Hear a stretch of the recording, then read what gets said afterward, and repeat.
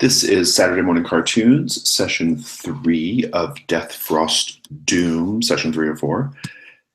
I want to begin with a quick housekeeping thing. Last time I forgot to do flags for the experience points. And so you guys can just take the experience points, which would be, let me check your current level. Oh, you're your current level is 1, but there might be, yeah,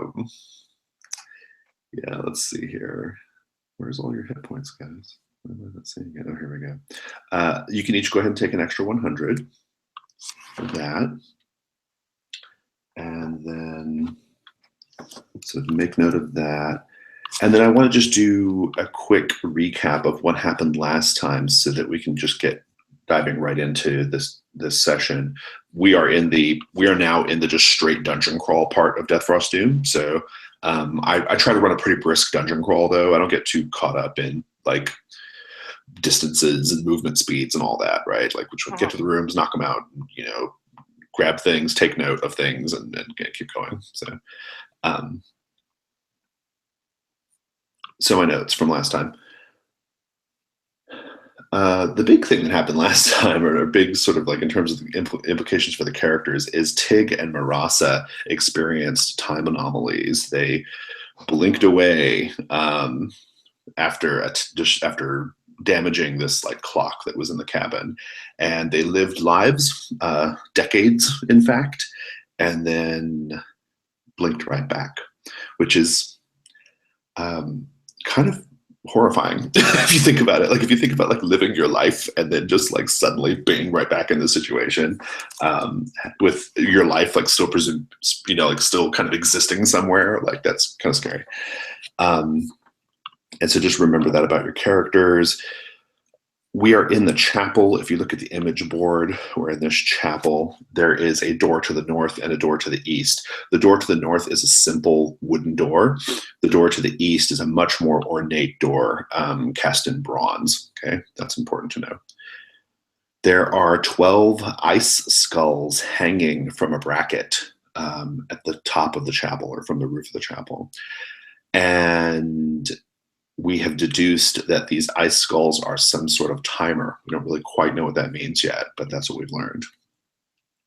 We've learned that if you play music on the big bone organ, different things happen. Someone played a little song. It caused the lights to snuff while it was being played, and then they came back.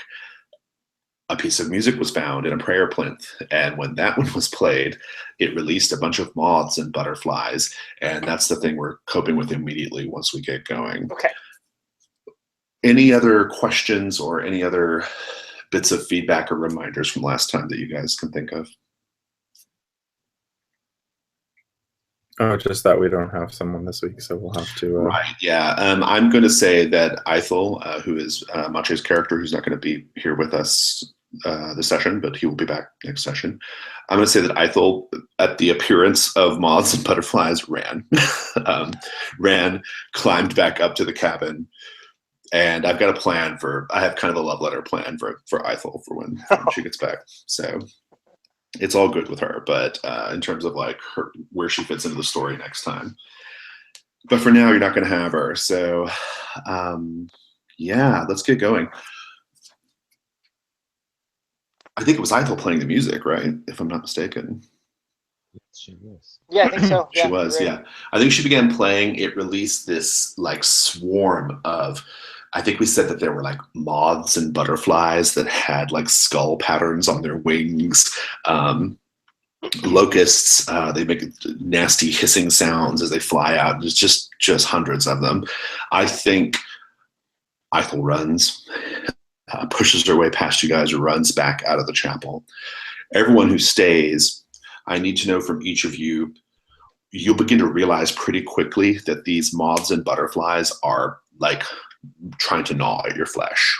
I want to know like how you protect yourself from them. They won't last. They don't come pouring out forever. There's just a burst, but I just want to know what you would do to protect yourselves against them.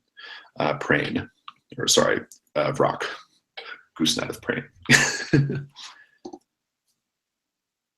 Who did we lose? Garrett, are you there? Seems we lost Garrett. Let's go to Tig. Tig, how would you deal with these moths and butterflies? Well, moths and butterflies. I suppose what I would do is I would just sort of I would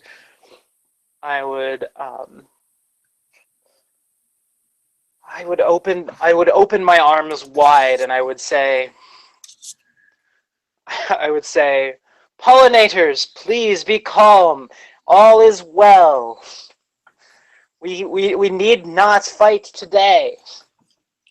Yeah, I think they're just going to bite you. If Yeah. that won't last very long Right. before they just start biting. Like, I don't think they even hear you. They just start biting and gnawing and chewing. Yeah. We'll deal with that. What about you, Marasa? What will you do? Yeah, so I'm standing under these ice skulls, and I turn, and I've got like a direct line to that door to the north. Mm-hmm. So I just make a run for that door. Oh, nice. Okay, cool. I'm into that. Are you back, Frog? You're muted if you are. And that is even worse. Yes, I can't even spray holy words anymore, but no words. No, it seems I'm back, but I will restart in a second when I have the next chance because. We'll take a break. Say that again. Out of the crypt. So he tried to bring a rational argument forward to go, and then suddenly Eiffel starts screaming and running out, and the others seem to stay. So I will also stay, just to convince her. Okay. That sounds good. Well, so I mean, there's a more immediate problem of like you're just going to be like eaten by these moths and butterflies. Like they're just going to bite you if you just kind of stay there. Tig tried to just like command them to do something, and it didn't work. Marasa just ran to the door to the north, and it opens right up. Marasa, you can just like open it up and go straight in. And so, Vrock, if you do anything other than like try to protect yourself or run, you're gonna take damage. So, I feel totally protected by my goddess through the turn undead ability. Yeah, I'm pretty sure they fall off me. they don't. You each both take 1d8 points of damage. 1d8? Oh, 1d8. Please. I'm gonna die from moths. Yeah, I'm dead. What did you get? I got 7. Oh no. Brock, how'd you do? I only got 2. I survived. Okay, And armor is subtracted, right? Yeah, you do get armor. Do you have any armor? 1 point. Cool. Oh, I get 1 point of armor, but it doesn't matter because I have 4 HP. All right, let's do the Sure. as long as okay, so let's do the die roll. You're going to roll a single d6, and you're trying to roll something that's not a 6, basically. Okay. 1. Awesome. You get by fairly unscraped. Here's what's happening. I want to kind of like take over the scene a little bit, just to kind of summarize the way I think it went based on how you guys have described things. Eiffel beats feet. Marasa beats feet. Tig, you stand there attempting to like command them, and so does Vrock. You both like have a really like strong, powerful notion of your abilities right now to control these moths and butterflies. I think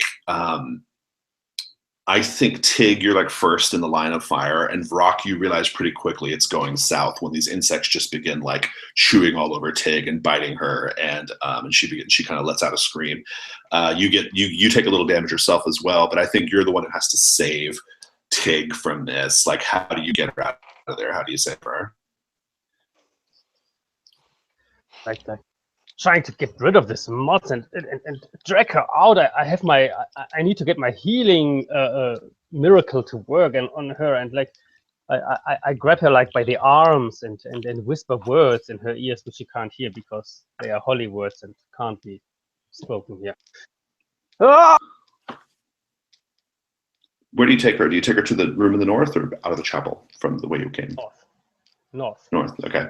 So you're all kind of like just dragged up into that through that door in the north. That's great. You can go ahead and do a healing on Tig if you wish. I think you'll have a moment. There's nothing on the immediate other side of the door that's a danger. So, so basically, just give me just take some time to do it. Let's see what you're healing. How does it work? I'm pulling up the World of Dungeons rules. I'm stalling while I pull Healing up the rules. just adds an extra you can add an extra hit die when rolling for healing. Oh, got it. Okay. Okay, so this is pretty simple. Just roll. As long as you have time to do it, I don't need you to actually.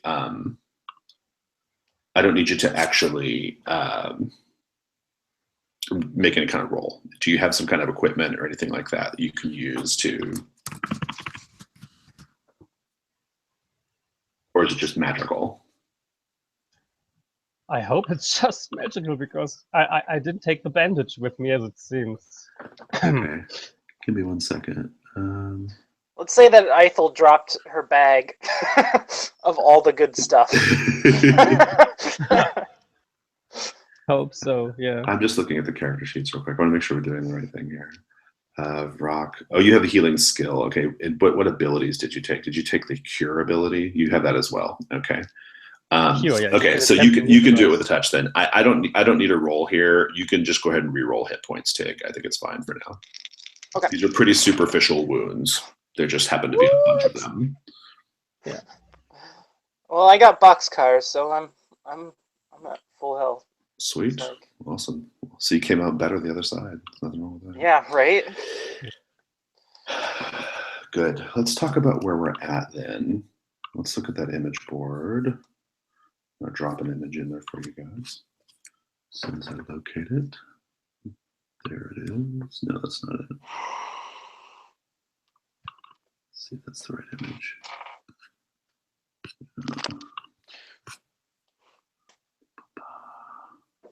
There it is.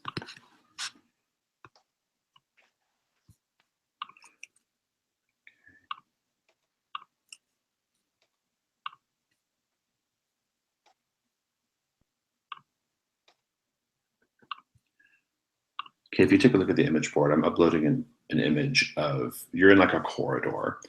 I'm going to move it over here in front of the cabin. Put the cabin down. There we go. You're in a corridor. You're coming in from the south. There are doors. It's not a very long corridor. There are doors, 3 to the left, 2 to the left, 3 to the right, and 1 directly ahead. Apart from the one that's immediately to your left, all the rest of them are either like a swung open or ajar. Okay, the one immediately to your left is closed, and in fact is locked if you kind of fiddle with it. Once you have time to get Tig sorted, you have a little breather. It's all calm. It's all good. The last of little bugs crawls away into the darkness. First things first, you guys need a light source. So somebody grab a torch for me if you don't have one. Yeah, I've got a torch. Okay, get a torch lit up. You'll see everything as I've described it. Marasa, you have a minute here because they're busy dealing with Tig. What do you do? Yeah, so I look at all the doors that are open, and something just clicks in my mind that that those are like not safe places to go because they're so open. So I look at this door that's locked, and I'm going to try to like kick this door in or something. Yeah, I think that'll be fine. Just roll. There's nobody chasing you or anything. You can smash it down. So it would be weird to for you to do something so crazy that you injure yourself or whatever, right? You would just smash it down if you have time. Mm-hmm. It pops open, and I'm gonna pull up my stuff here. It opens up into a little vestibule, little square stone room, masoned, low ceiling, about maybe 12 feet. And there is a door. There are basically doors ahead of you, to the left, and to the right, all like right in on front every of you. wall. On every wall. Okay. Yeah. Yeah, I'm just going to run to the door on the left and wiggle the handle. It's locked. All these locked doors. Okay, I run to the next door. The one directly ahead of you as you walked in. Yeah. Mm-hmm. It opens.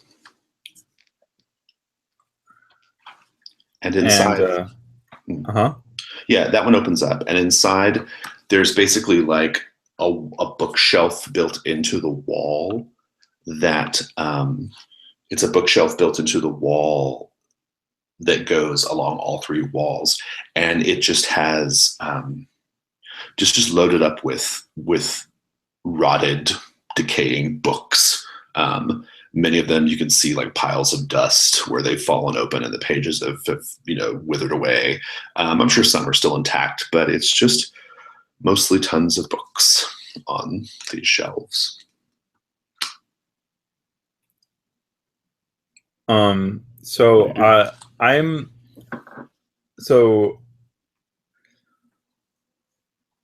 think I look back out where I came into this room. I've kind of got a clear shot of the entrance to the hallway, right? Because do I see them come in through the door at that point? I think they were already there. They were already there, like tending to Take's wounds. I was just saying that you kind of went off on your own for a sec. Oh, okay.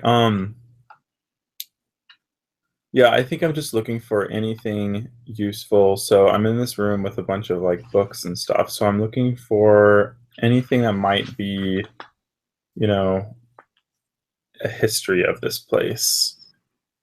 Interesting. Like maybe something like a diary or a log or something like that. One thing will stick out immediately.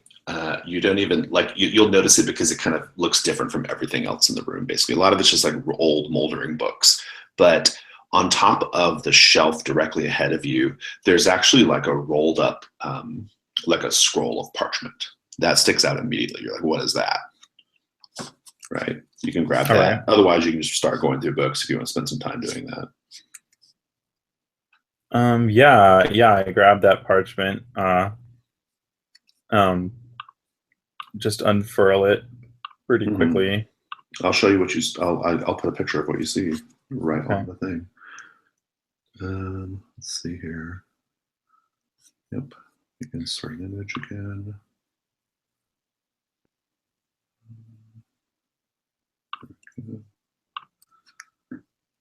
I think it's this one. Yeah.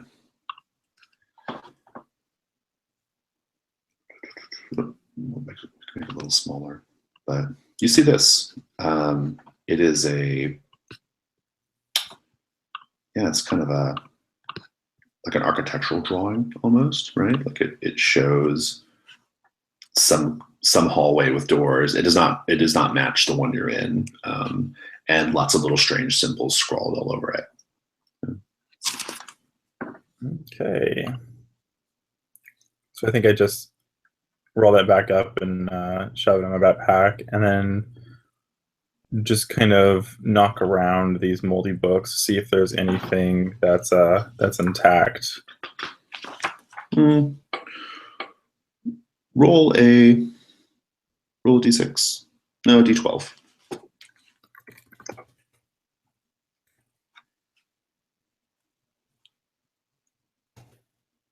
Eight.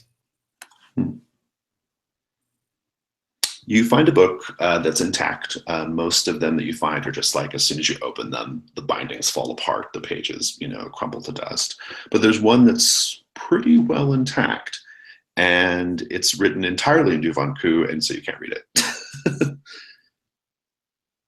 Okay. But you can put it in your bag. So. Yeah. I'll put it in my bag. Okay. Would you do any other kind of searching apart from just like grabbing books off the shelves? Like I said, I'm kind of knocking stuff around. I'm not being careful.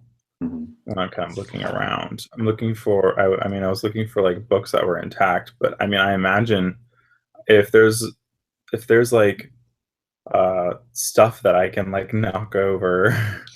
Right. You can the shelves that are built into the walls are, I think they're actually like carved from the living rock, so there's really nothing to like, there's really nothing Right. to, like, overturn. You might get frustrated at a certain point and just start like knocking books off or whatever. Give me a wisdom roll just to see if you know, maybe notice something that.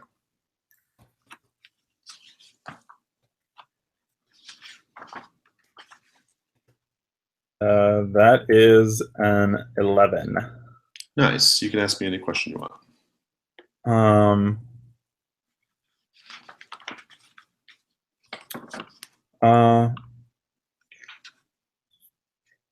What do I find in here that's not a book? Or what do I find in here that looks like it was just slipped in here? Nothing. You've Nothing at all? Nothing useful? Yeah. You found All one right. book and then this architectural drawing. Okay. All right. Yeah. So I'll take my my book and kind of run back out into this room that has 3 doors. Mm-hmm. And I look out in the hallway, and yeah, I think at this point, Vrock and Tig, you guys can be kind of, you know, you've stabilized Tig, Vrock, and you guys can kind of, you know, Cool. kind of rejoin the action here. You'll probably hear Marasa, you know, rummaging around in the room, kind of a little off to the left. Yeah, you'll see them there. So what do you guys do? I think I wave at them, and I'm like, over here, and they could probably see me directly because it's like straight through 2 doors that I am from them, I think. So yeah, it's all really close. They're not like far distances here. Yeah. And I think when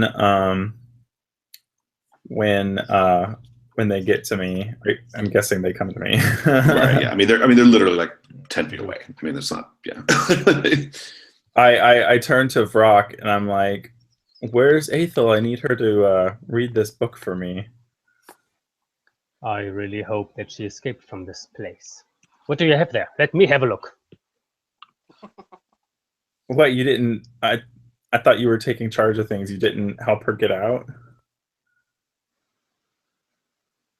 Was supposed to stay with the party. 2 people down here, only 1 up, and there is the safer place than here, which you should also know by now. I think Tick is fine, by the way. I'm doing quite well, thank you very much, Mr. Vrock. And so let me take a look at Happy. Yeah, I open up the book and I'm like, I can't understand these symbols. It's like I don't know which is up and down while looking at the symbols. But I have decipher. But I think give me an intelligence. Give me an intelligence roll, and you can't fail because you have decipher. You can't get okay. 11 plus something. Nice. I'm just going to tell you what it is for your result. It's a record. You can tell it's a record referring to the rebuilding of the western wall of the kitchen. That's part of it. That's what you figure out that much of it. Also, however,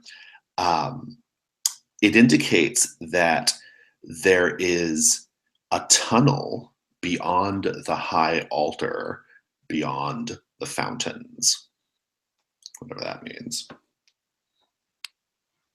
I'm afraid I mix it up while translating. A tunnel beneath the altar to the fountains. Mm-hmm.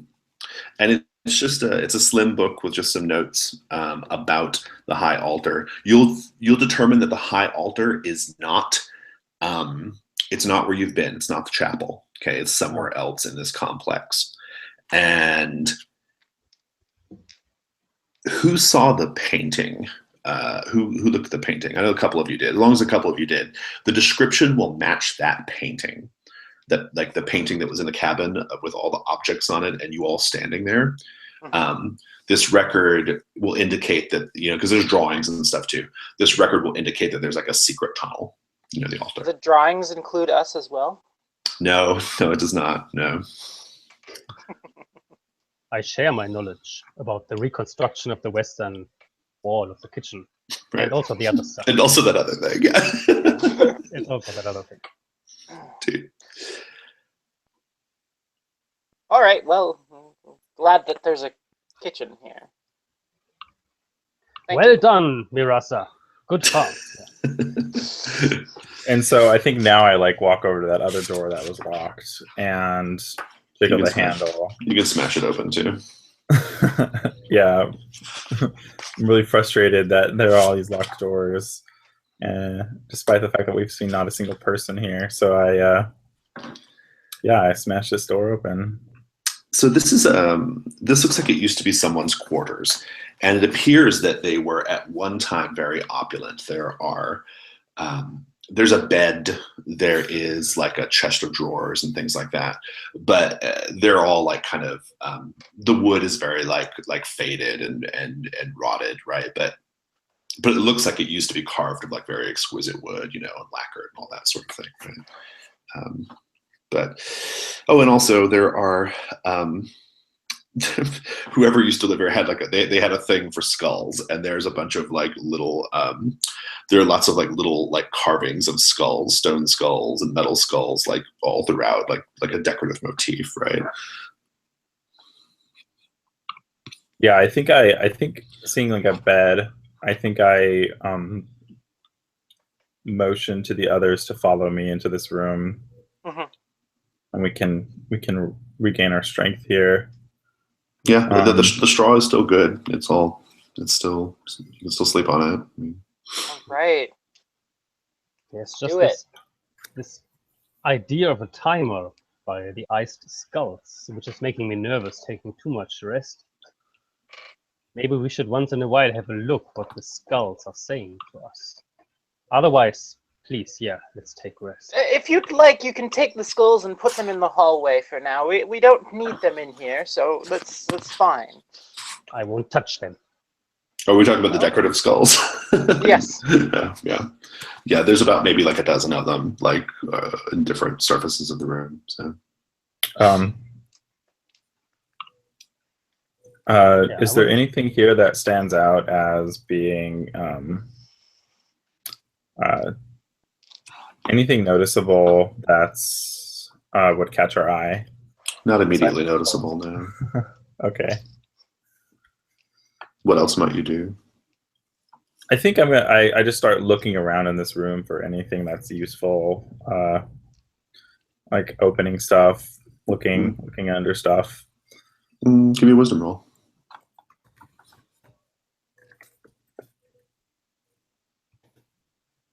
And nice. You can ask me 2 questions. What here is useful or valuable to me?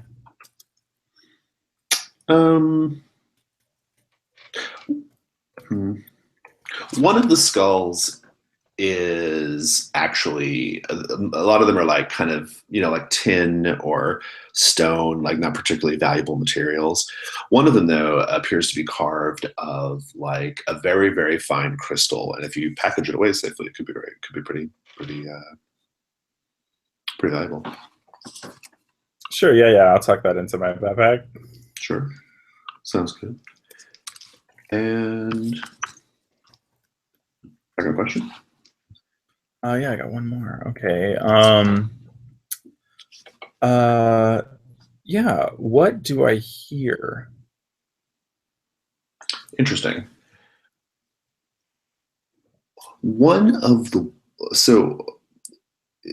You might like kind of instinctively tap on the walls, maybe, or like put your head, like touch the walls, like feel around. That's you're an explorer. That you've lived a long good life. You're in your 40s or whatever, 40s, 50s, and you're tapping around. And one of the walls, the one catty corner to the bed, is actually it sounds a little more hollow than the others.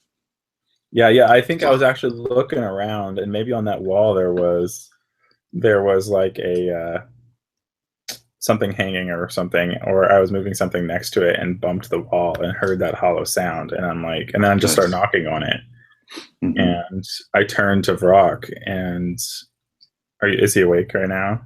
Probably. I'm making a whole bunch of fucking noise. You're making so much noise. Yeah. I turned and I'm like, there's something behind this wall. Another secret door.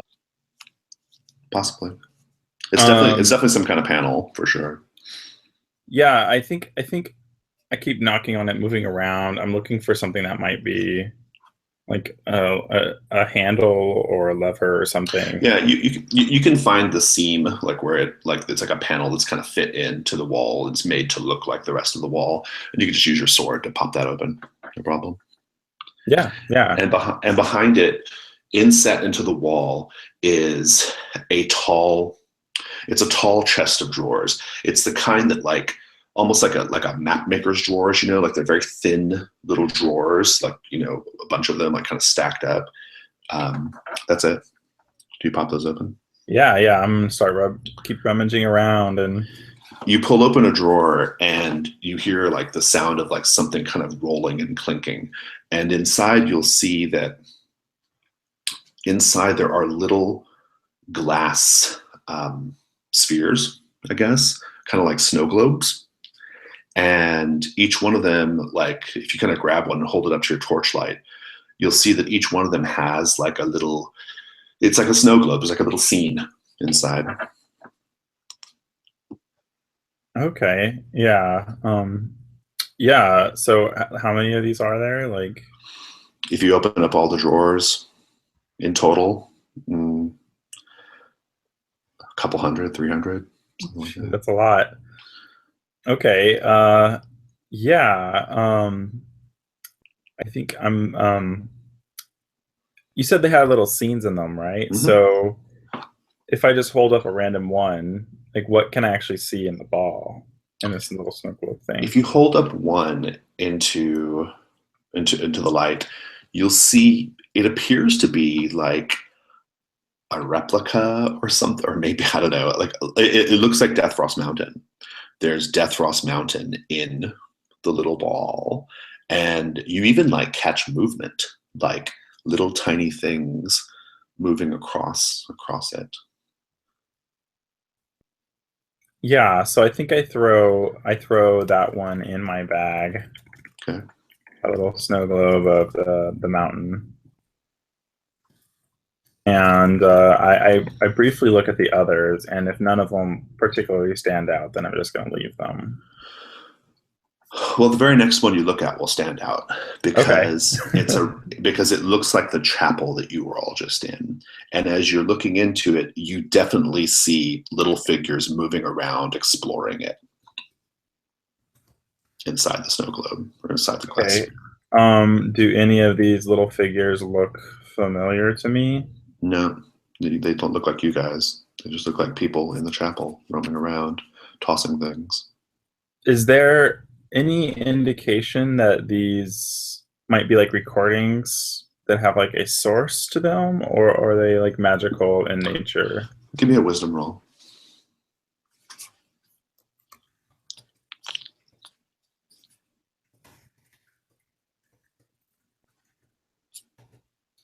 And 10. If you keep looking at the snow globes, many of them they show exterior shots of Death Frost Mountain. Some of them show the interior of the cabin. Most of them have little tiny people roaming around in them. At one point, one of the little tiny people even seems to be conscious of something, he looks as if someone is watching him. And you get the distinct impression that these are little tiny alternate universes of people exploring Death Frost Mountain. Oh. Alternate universes. Seems like time and space is very transparent in this weird place. I think I'll take those two that I looked closer at, and I'll just pocket them away to look at later. And yeah, I think at this point, I'll just turn away from. I mean, all these drawers are all full of these. They're all full of them. Yeah. Yeah, I'll just turn away from this, and yeah, I guess we can rest up. I don't know how much of that you caught, Garrett, but he deduced, Marasa deduced basically that each of these little globes contains an alternate universe of people exploring Deathfrost Mountain. Oh no. Could you have waited to explore that after we slept? Indeed. We go into my nightmares. In fact, one of the little people, one of the little figures actually that he saw in the globe actually seemed to be aware that he was being watched by something. Tig, what are you up to during all this?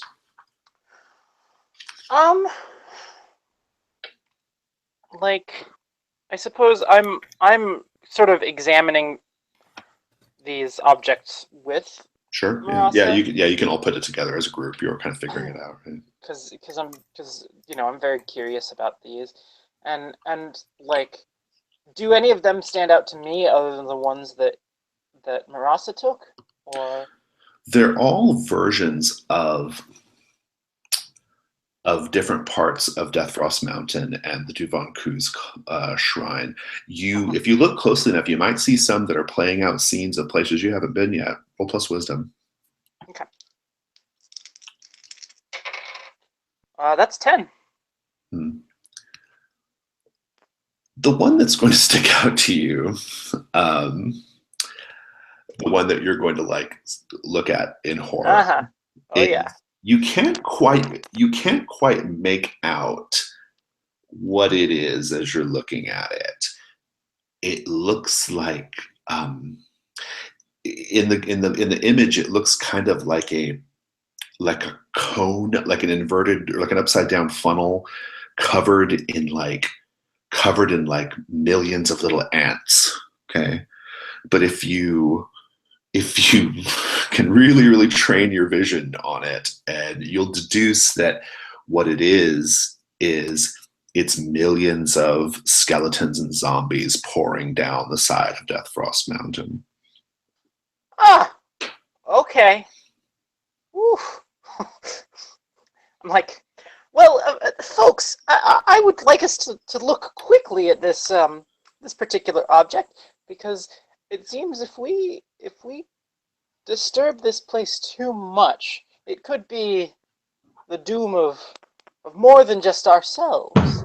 And I feel that we must be very cautious and careful as we go forward in moving through this deadly place.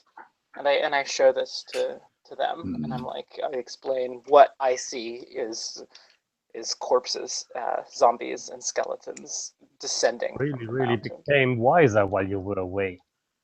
I am Tig the Wise, my friend.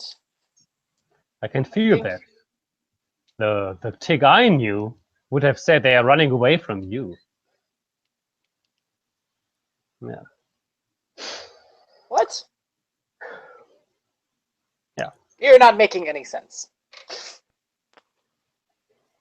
Anyway. Oh, Zombies. good sleep, everybody, now. Are you guys going to sleep? Yeah, I curl up with my little kitty. You just need to get a couple of hours of rest, basically. Is anyone going to stand watch during all this, or are you all just going to just close the door and have a rest? I imagine that we would take shifts. Okay, all right, that's fine. Yeah. As long as you're setting a watch, it's okay. Go ahead and we're going to talk about what happens in the night as you sleep. But for now, you guys can go ahead and level. Let's just take a quick break while you guys level. I think some of you are getting up to you're getting 2 levels, right? Is that yeah, we're up to level 3 at this point. All of them. It's space, yes. Yeah, because you need 1,000 to get to level 2, and then 3,000 to get to level 3. So it looks like you guys are, yeah, oh yeah, you're well past that. So you'll take 2 levels for the first to get to level 2. The main thing that happens is you should get another hit die. Okay, that's all that happens. You get another hit die, and then you get to keep more as you roll them. Level 3, you're going to get to add another skill from the skill list, as well as another ability from your class abilities. And you'll get to keep a total of 3 dice now when you roll hit dice.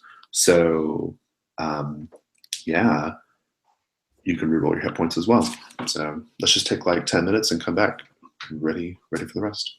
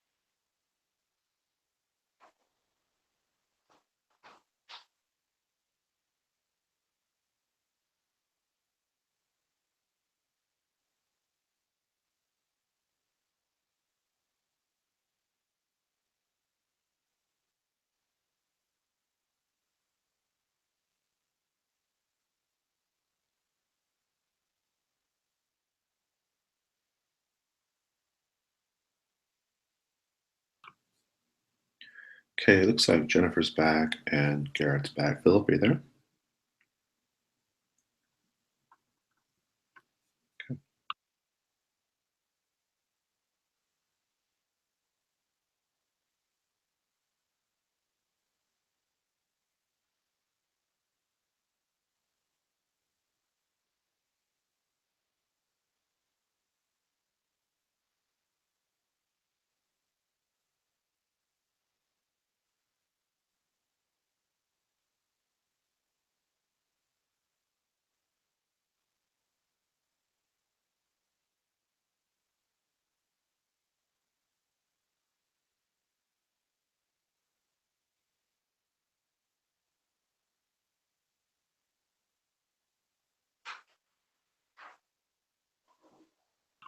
All right.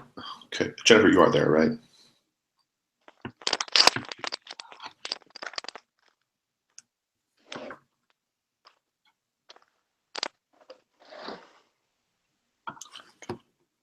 Right, cool. All right. Who's the first watch and who are the first two to sleep?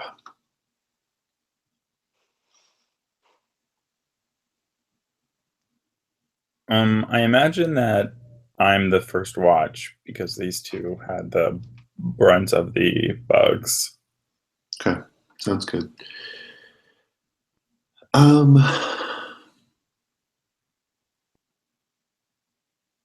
first watch is it's totally uneventful. Those other doors that are open in the hallway just outside this, just outside this area, if there was something in them, you would probably hear something crawling around or wanting to come out or something, right? There's nothing. It's dead stone, silent. There's just nothing. I would say after like 30 or 40 minutes, you're going to be aware of that. Would you go poking around while the others are sleeping, or just hang out with your thoughts? Yeah, I think if I've got 30 or 40 minutes, this is also kind of the setup of these rooms seems like it's really easy to kind of keep myself between anything that would be a danger. So Yeah. It's a pretty small little hallway. Yeah, it's like a small space, right? Yeah, so I think I'm not gonna huge. go and open the door that's across from the room that we're in and just check out what's in there. It's a fancy stone commode with a hole for pooping. Fancy. Just nothing in here, just a commode. Do you want to look down in the hole or well, really to be? I don't imagine that I am terribly curious about that. Just a closet space, like a stall space behind that door. Right, yeah. I'll just like go, okay, well, this is here if we need it, and then close the door behind me. Yeah, I think I'll go and poke my head out and look down the hallway as well. As before, it's just quiet, doors ajar or flung wide open. Yeah, I'll quietly walk to the door that we came in, the entrance to the hallway, and I'll put my ear up to it and see if I can hear any buzzing. No, that's gone. The one constant noise that you hear that you're probably just getting used to at this point is that song. Remember that song that I played? Oh yeah, in the beginning. Like that's always around, even if sometimes it's more faint than other times, but it's constantly playing. Okay. And so I'm in this hallway, and where is our hallway? There we go. And I'm by the entrance, and there's this other door that's right by me. And I still feel like I'm in somewhat of a position of being able to defend the others. So I'm just going to poke my head in this other door that's open and see what I see in that room. Like the door that's, like if we're looking at this little drawing, it's the one directly across from the one you just came out of. Yeah. Yeah. Inside there, at a glance, you're going to see it's some sort of dormitory. There are there's a row of like old cots and empty footlockers. Huh. This probably would have been a better resting place than the other room. I don't know. The mattresses and cots, it's pretty gross. Like the quality of the one you're in now preserved it a little better. So this dormitory, are there any entrances in it aside from this one? Any other doors? Just not at a glance, no. Okay. So if I don't see anyone in there and I don't see any entrances or exits in there, I think I'll continue down the hallway and just the one on the right hand side as you walk down the hallway. Yeah, that's not too far. It's not. I mean, this is like it's like 10, 15 feet. Like it's not that far. Like right. Okay. This is a toilet as well. Not as nice as the one you were just in before. It's mostly just a hole in the ground that you would squat over. Okay, I'll tell Tig about this one.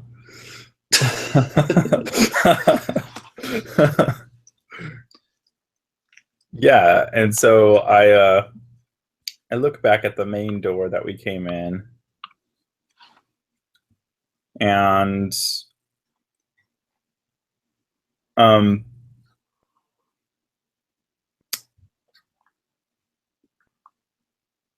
am going to run to it and just gently crack it open and look back out in the chapel. As you left it before, yeah. See one of these disturbing paintings, and I kind of make a face of disgust and close it behind me. All right, so I'm feeling pretty confident now. So I'm going to go in that first room, and I can still look out the door and see the entrance to where the others are. So I can come running if I see something. I'll keep an eye on that. But I'm going to start like rummaging around this dormitory and seeing what I can find. Yeah, give me a wisdom roll.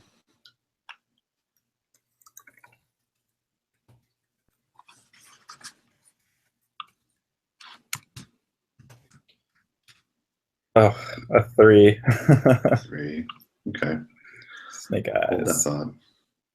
I'm curious where Garrett is. He dropped, but I don't know, maybe he's having internet troubles. Well, I can take second watch anyway. Yeah. Yeah. Okay, so you got 3. You are roaming around. I assume you're just kind of maybe tossing the mattresses and stuff and looking, just kicking footlockers open, that kind of thing. One of the footlockers is now. I should warn you. You have not slept yet, so you are still on old hit points. Okay. I can't hear you. You're muted. Yeah, I had 9 before. Okay. And 1 armor. You're one of the footlockers on these rows. One of these footlockers is sealed up. Okay. And it's not locked. It's just closed. And I think you pop it open and you smell it before you realize what's happening. But you pop it open and it's filled, just covered with like nasty yellowish like mold and spores just like kind of out of the footlocker and fill your nose, fill your mouth, fill your lungs. And you're going to take a D10 damage.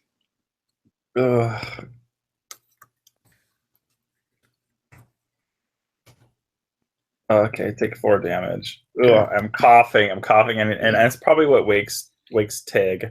Is that I come back with my eyes watering, and I'm coughing, and I'm batting at my nose. And, no one's awake yet. I have something to do with them still. So. Oh, okay.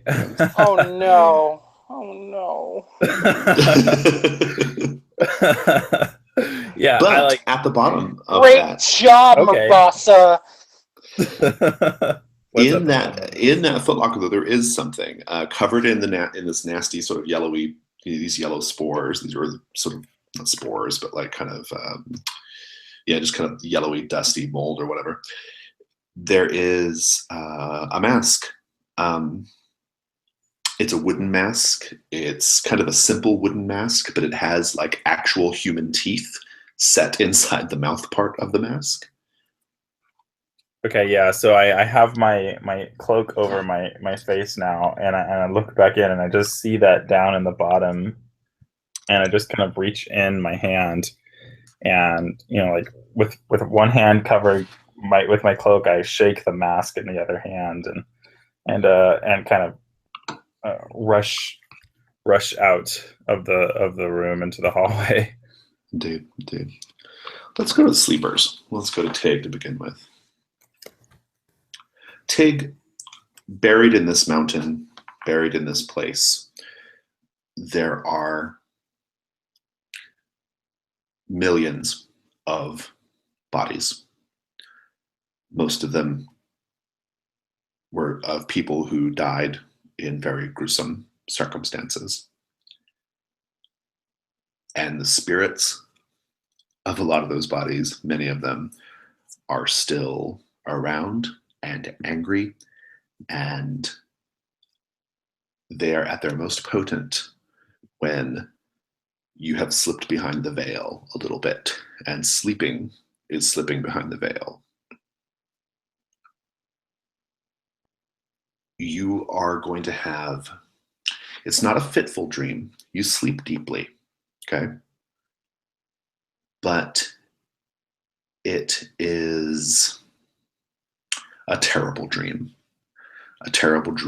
in which you are harassed or tormented in some way by these spirits of the mountain. Does that make sense? And you're muted, by the way. Okie dokes. So yeah, I'm having a sort of a Really bad spirit vision bad dream situation. Give Do you me want me a- to describe it? No, not yet. Give me I want to see your roll first. Give me roll plus con. Oh boy.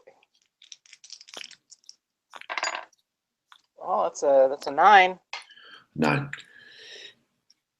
The dreams are going to be extremely disturbing, and they're going to rattle you and shake you, and you are not going to be able to shake this really terrible feeling basically for the rest of the adventure. Okay. I do want to know what happened in the nightmare. Like this particular like really salient nightmare. Like any thoughts on what it was?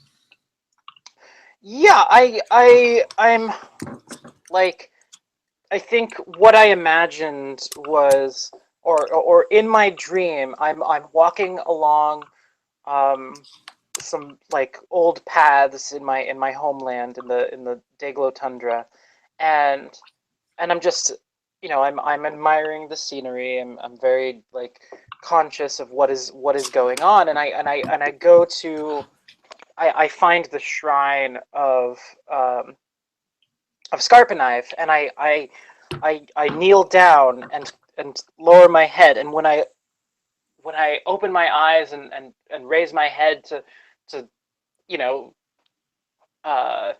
visit my, like, to sort of really praise my goddess, I'm on the mountain, on top of the mountain, and like I see the sun in the sky, like I see Scarpenive's son, the goddess herself, in the sky, and I see dark spirits coming from the cabin, and they're kind of eating away at the sun until the whole world is plunged in darkness. I love it. That's good. Awesome. This is so disturbing to you that you have -1 ongoing for the remainder of the adventure. -1 ongoing for everything. Until the end of the adventure. I put a big red bar over your stats so you're constantly reminded of it. I rolled a 9. Imagine what happens on a miss. Oh, glob. In fact, on a miss, one of your stats is permanently lowered, and it also dictates the nature of the dream. The stat that you choose to permanently lower the dream has to implicate that in some way. You will eventually wake, and you get to re-roll your hit points because you slept, so you're good. You get to. Do you have 2 total hit dice? It looks like. I have 2 total hit. Okay, points, yeah. so you can, even though you can technically keep 3, you can still only roll 2, so and keep those 2. Right. Yeah, I've already done the re-rolling, so yeah, I'm at 16 now. How'd you end up with 16 on 2 dice? Do you keep? I took Hardy. Oh, you have Hardy. Oh, okay, awesome. Yeah. Okay, cool. That's my new. Awesome. That's a good move. necessary. Yeah. I know, Good right? So out of character, Marasa, you will also be subject to the same thing if you sleep.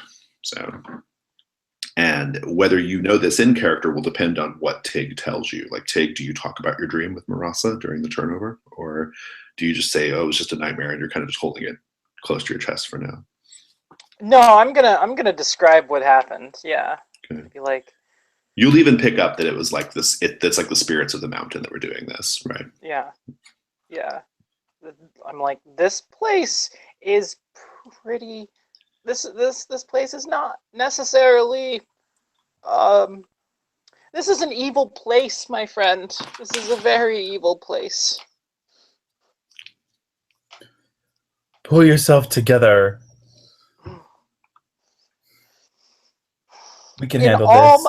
In all my years, and I know that you and I have had quite a few more years than we thought we would when we come up on this mountain, but in all my years, I have never encountered such evil as I have in this place, and it is frightening. I am concerned, deeply concerned. Oh, just so you know. I will not let fear dictate my choices. I will rest and regain my strength as a good leader should. And yeah, taking that risk. I will take that risk. Have your sleep.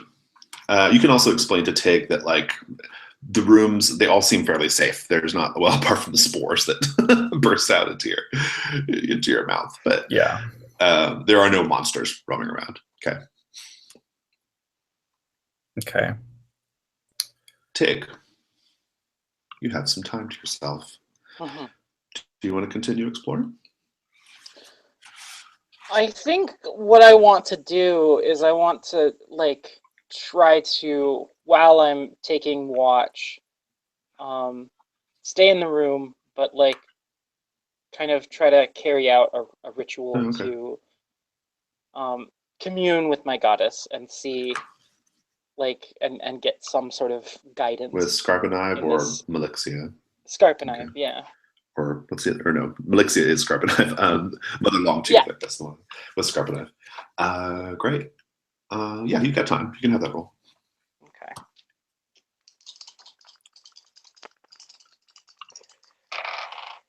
Okay. Well, that is a 9. A 9. That's with your -1. That's with my -1. Yes. Let's see here. Okay, so the way this works is you can, unless you're doing, are you doing summon, right? Uh-huh. Okay. So you get to command, or not command, I guess you're kind of like requesting really Scarpanive to perform a single magical effect. What would it be?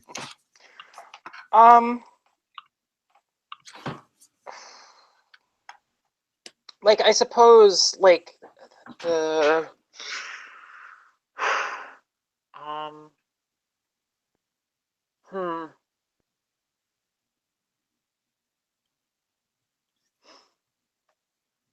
let's see. I suppose I want to.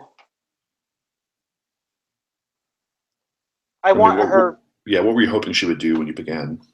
Just sort of, kind of assist me in knowing the right path. Sort of revealing to me in some way, like how I can avoid, the outcome of a million corpses descending upon the civilized world.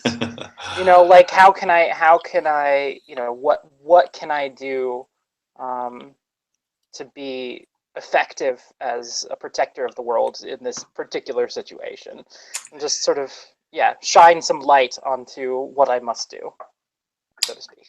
So you've got you're going to receive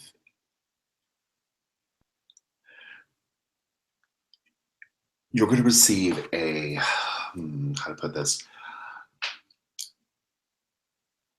I think you're communing. I assume this looks like some sort of prayer or muttering or whatever, like, you know, on your knees kind of thing. And you guys have a torch lit Right. in the room. And I think a little mote of light, it looks like a little spark or an ember falls from the torch. And as it falls, it actually like starts to take the form of a small bee.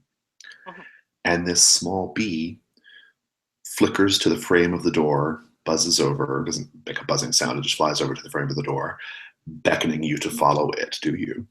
Yeah, of course, of course. It takes you right out of this hallway that the north door led to, back through the chapel. And it goes into the center of the chapel.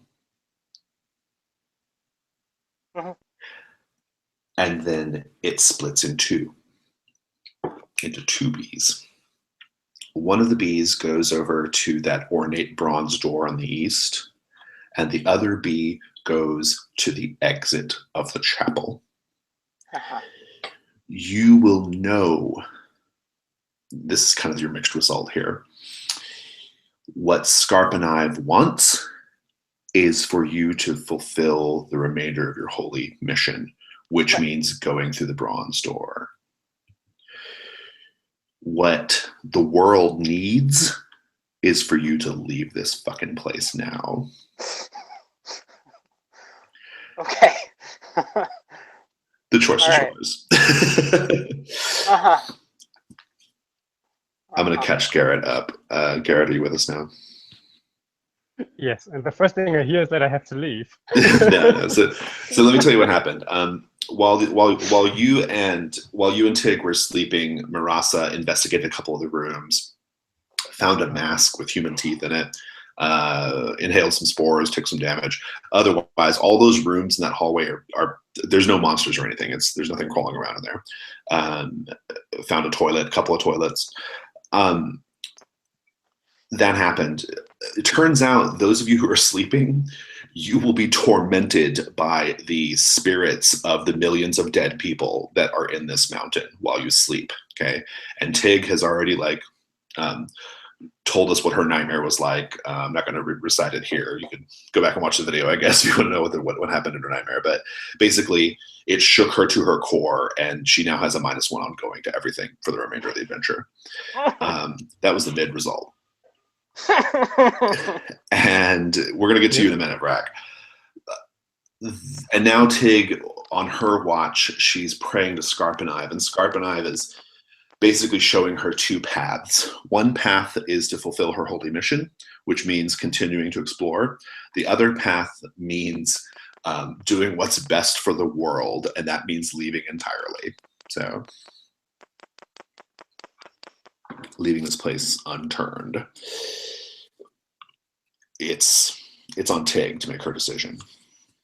Well, so Tig, you have that information. What do you do with it?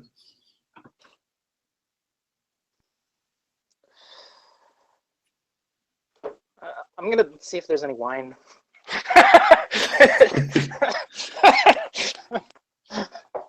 There is a kitchen. There is a kitchen.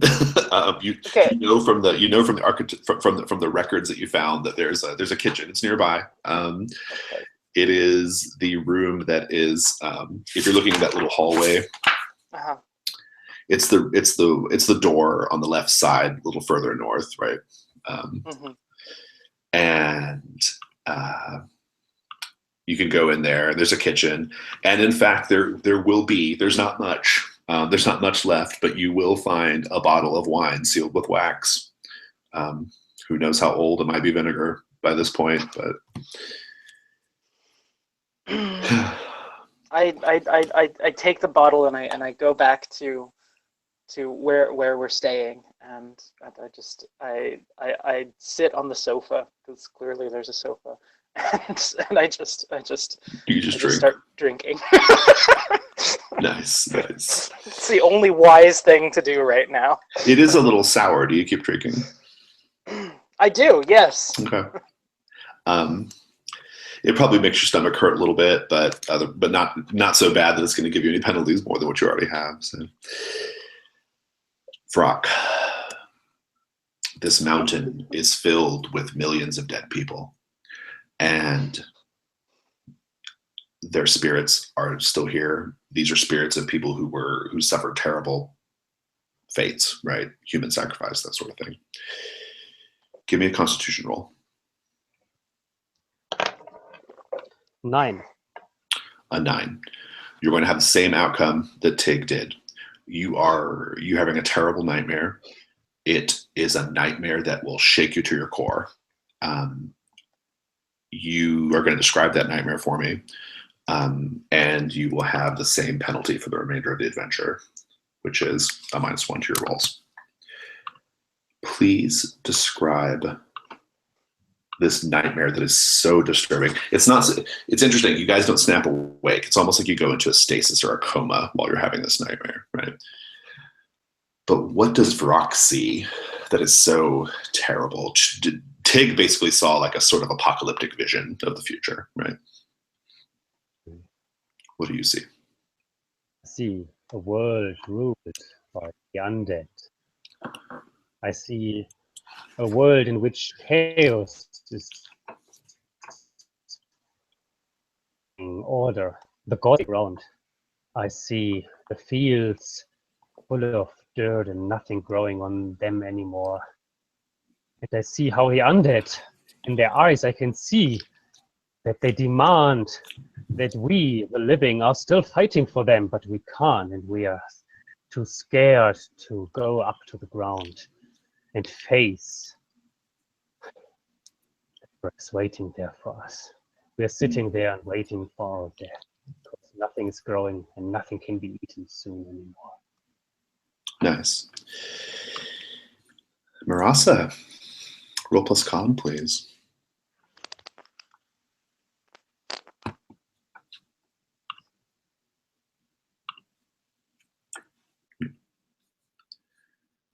I got a 9 as well. It's the die result that everyone loves. Please describe your terrible nightmare. Yeah, I have a nightmare that someone in an alternate universe picks up our ball out of that drawer, and they just smash it on the ground. And then it gets like mind trippy because it's like I'm floating through different scenes taking place throughout the temple and seeing horrific things. Yeah. Indeed. You can get your hit points. You can get your hit point reroll. Okay. Vrock, you're on watch. So Vrock, if we look at on the image board, if we look at that little map on the image board, someone connected them up. If we look at that, we know that someone's already noted it. There's a dorm, there's a toilet, there's a kitchen. Good job, whoever did that. You basically have 2 other doors that are swung open that you can go poke your head into to see what's in there if you wish. Do you do that, or do you just do something else during your time that you have? I try to listen. What's behind this door? They're open. You can just go in. We've established they're safe. There's no monsters or anything roaming around. So you really say that I'm safe. Well, these explosions tell me I'm not. Okay. There comes the moment when I need to get in, yes. Yeah, the one thing you will hear, the one thing you will always hear is that song that I had you guys play last session, that sort of that you guys understand to be like a strange otherworldly song. You hear that constantly. That never stops. Okay. Okay, I'm too curious. I want to know what's behind the other door, opposite side. Opposite the kitchen. This is, it looks like another sleeping space, except it's just like a bunch of like old, like kind of straw mats on the ground. There are leg shackles on the wall. It looks like people used to be shackled in this space. Yeah, that kind of thing. Just otherwise, just kind of an empty stone room. Looks like prisoners or slaves or something used to be kept in there. That's interesting. Like prisoners or slaves, they are opposed to this place possibly as well.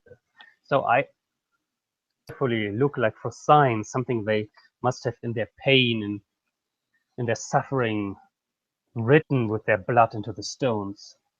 Mm-hmm. Let's see. Give me just a moment to check the notes.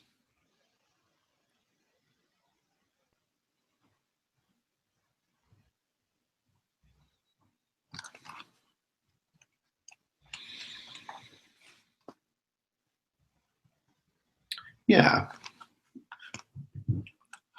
You will see on the floor, without even having to look very hard, you'll just see it.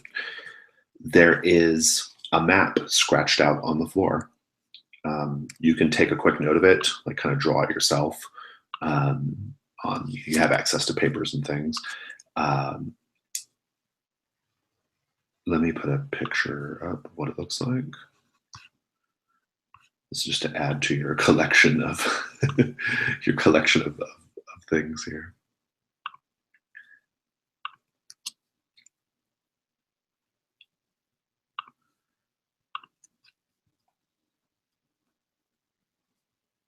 There we go. Okay, so this is in the lower left corner. And this looks like the arrangement on this one is exactly, it's where you're at, okay? Like this is where you're at, and the chapel's there on the south. And there's an indication on this scrawled map on the wall that there are spaces outside of these spaces, okay? Does that make sense? Do you see that?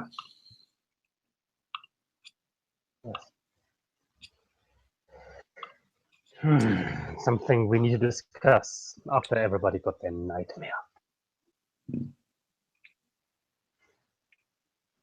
Back to In any case, that's what you see just with a quick look around.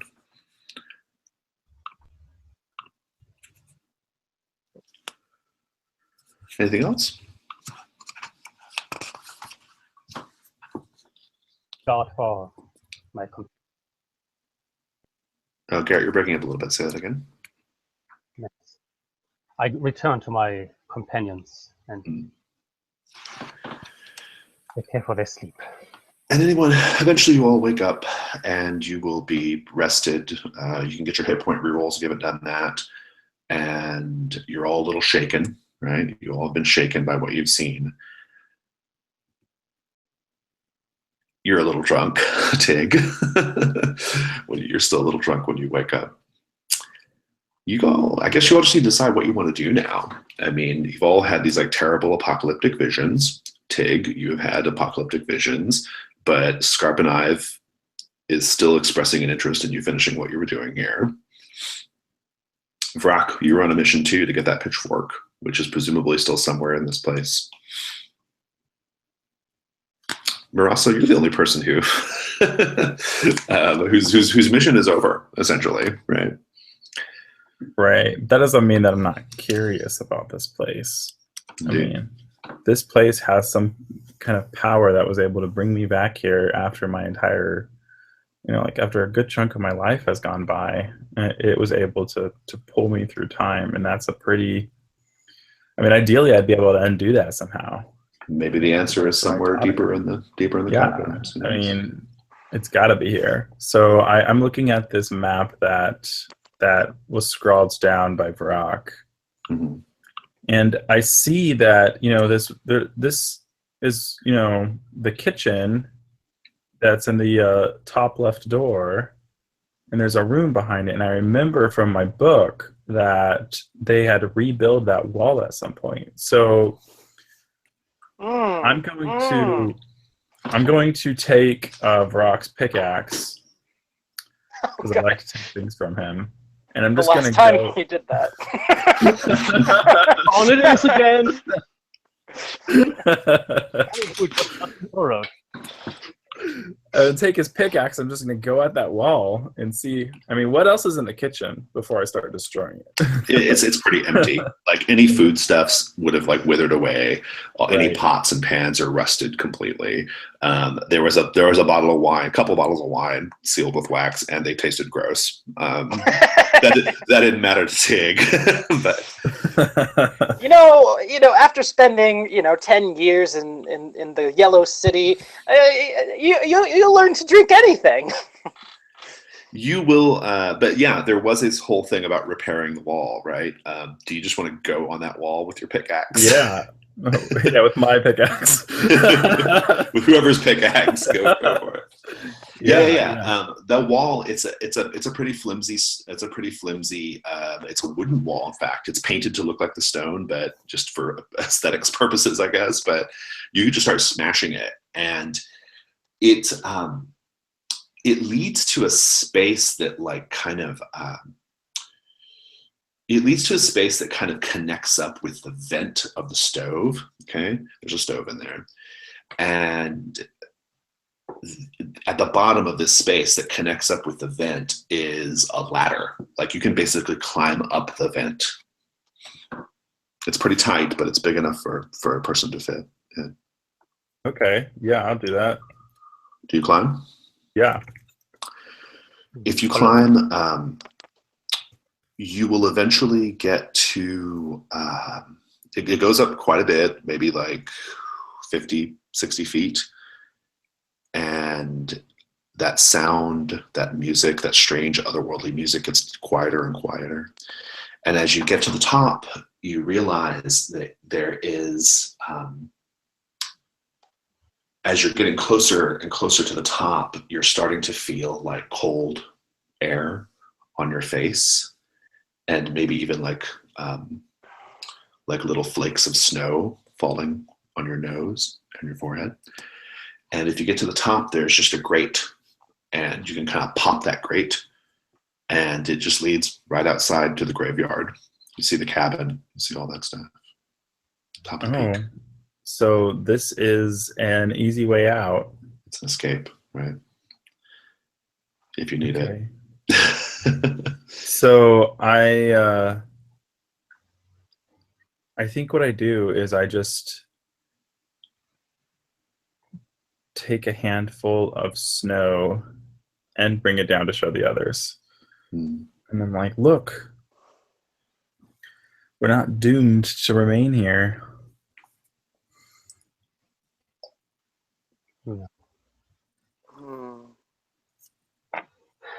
We always knew there is an exit. We are doomed to remain here for another reason. It's certainly easier than trying to go back up that long shaft. Well, and that shaft only had like rough handholds, right? This is an actual ladder, so in a hurry, you could get up it much faster. Yeah, I wonder how Aethel managed that. I guess we're gonna find out. So have I don't think I've really explained what happened with my ritual yet, and so I don't know. Well, I'm curious about your thinking for sure, right? I mean, what do you like? Yeah. You all have you're all kind of like torn between two different possibilities here, right? I mean, with the big, large, flashing sign saying "Get the fuck out of here," right? Right. Yeah. Friends, compatriots, allies, pals. I am curious to pick your brains about what may we do next, because I see two options. My goddess has given me two different options. We are to continue, perhaps perhaps there is not a lot that we. It is a terrifying prospect to continue to descend. We may wind up waking the spirits of 1,000,000 souls who will descend upon the world and destroy all life as we know it. Is that really what we need? Is it worth my goddess's desire to reclaim a helmet? Is it worth your goddess's desire to reclaim a pitchfork? What are we doing here? And why must we continue? If this is our doom, then let us embrace it. But why? I think that's good. Let's take a quick break. What do you guys think of the answer? Let's just take 2 minutes. Quick bio break. Twice.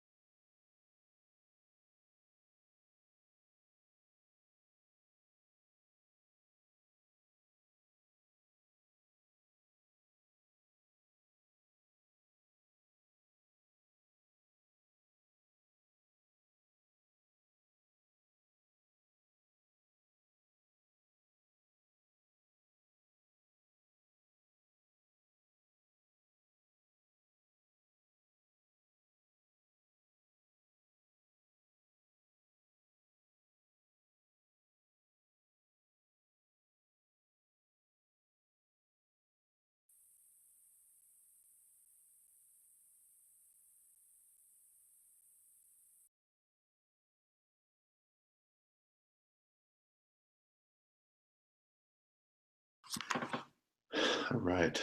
Jennifer, are you there? Sure am. Before you all answer Tig's question, Vrock, oh, I'm sorry, Philip's not back yet. Hold on, give a sec.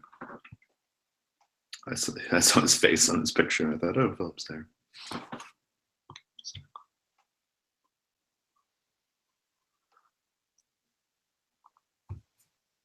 There he is.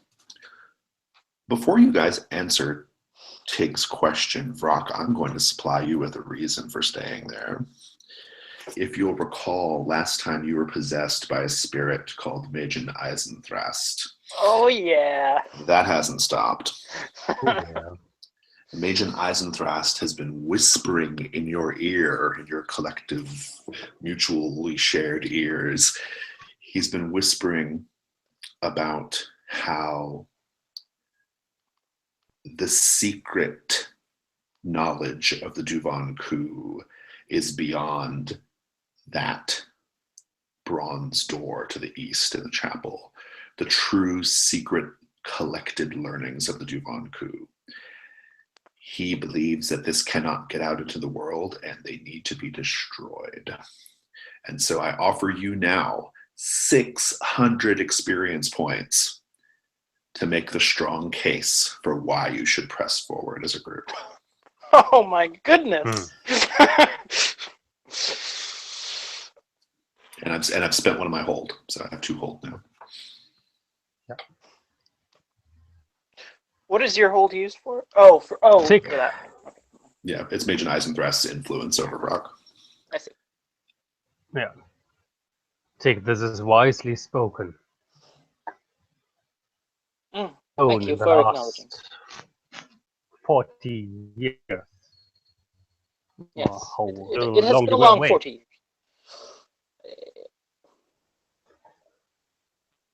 Don't the same way years than my friend. But our destiny isn't fulfilled here. Hey, Garrett, you're See with breaking the world. Garrett, you're breaking I'm up just a breaking little up. bit. Yeah, maybe just take the video off. Just go on audio. See if that helps. I try to go on audio only because then you can also concentrate more on my voice. Indeed. Yeah. It's dark anyway. We need I can hear you better now. So yeah, go for it. Oh, that is good. Good to know. Important for us to destiny when destiny is calling. Because here, down in this dungeon, the world will change its path. And maybe we have a zombie revolution on the earth we knew. But maybe also we can stop this threat forever. Because we won't be the last ones coming here. And if we return, who knows who comes next? Takes the pitchfork and the helmet. As the king of the zombies or the queen of the zombies. To an even more disastrous place. Imagine doing here. Let's continue the search for what this place was meant to be. And then bury it forever. Nice. You can take 600 XP. Yes, I do see your logic, and in those 40 years that I lived on this fine planet, I never once did the hordes of Death Mountain descend upon the world. So perhaps it is our destiny to destroy this place once and for all. And 40 years is a blink, right? I mean, yeah. 200 years, 300 years from now, somebody else finds this place, and Rock has a good point. Well, but what I'm saying is that perhaps we do succeed in Yeah. burying. Oh, that's true too. Yeah, maybe you changed history. Yeah, absolutely. Yeah. This is our destiny to bury this place. Maybe it's why you were sent back. Who knows? Yes. Right. As much as anything else. I feel my fear has gotten the best of me, but my conviction to see the sun rise in perpetuity is more. We must continue. Yes, you're correct, Vrock. I see your wisdom, though you are young. I see your wisdom. Though you are young. I love it. I love I it. already have a beard. I've had several. So you have one more room to the in this part that you're in. There's a door directly like ahead that's open, but you haven't gone in that room yet. And then there's the east door back in the chapel, the ornate bronze door. What do you guys do? Ross, what do you do? I had a question. So Sure. on this map that we have, the scribble map, it looks like there's something behind the bedroom. Is that what I'm seeing there? Yeah, you can. I think what you're going to do, so I'll just tell you, those aren't showing like things that connect up with those rooms. Although Right. you made the lucky inference before about the kitchen, but that was just that wasn't actually a direct connection to that space there. Those are just showing that there are like sort of disconnected rooms, right? Rooms Okay. that aren't part of the main layout. Okay. Okay. Yeah. But I'm guessing that those aren't just behind a wall, right? Right. And while you guys are taking a minute, I want to remind you of that other map too, the drawing that you found in the library. Those symbols that are on that one, if you look at that one, that's Duvan Ku. And a Duvan Ku, a person who speaks Duvan Ku, or at least can read it, and Vrock has shown the ability to read it, has not looked at that yet. So Vrock. Yeah, I think that's what I'll do is I'll take his map and put it on the floor, and I'll unscroll this map, and I'm like, okay, this is all the information that we have about this place. Brock, can you read these symbols here? Do you know what this means? If you first give me my pickaxe back, I'm ready to read it.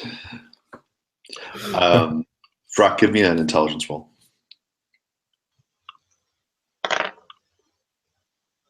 8 plus nothing minus 1 ongoing, right? Is 7. Okay, I'm going to tell you what most of them say, but I'm going to leave one. The very first symbol there, if we move from right to left, the very first one says, oh gosh, let me pull it up here. I've got to look at my things here. Well, look at that. The very first one says, the Twin Inquisitors. A quick reminder, that's who we believe has the bee helmet. Yes. Jeez. If you continue along the little thing there, in the upper left corner of that drawing, the symbol there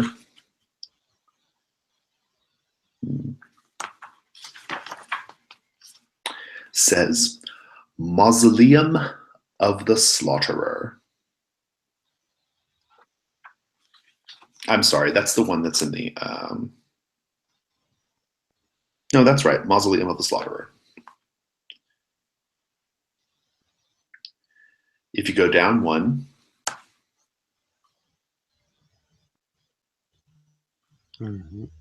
that says Place of the Honored Sacrifice.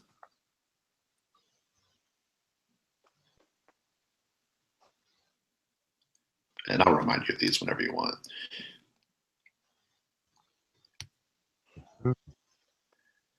And then going down, this would be the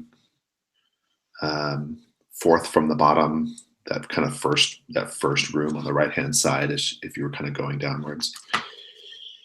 That one says the Architect. Oh boy. Going down one more, the Interrogator.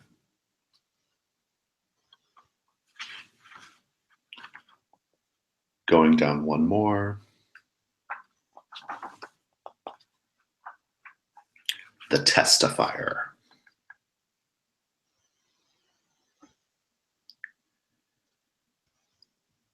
And the very last one, you can't read. Oh.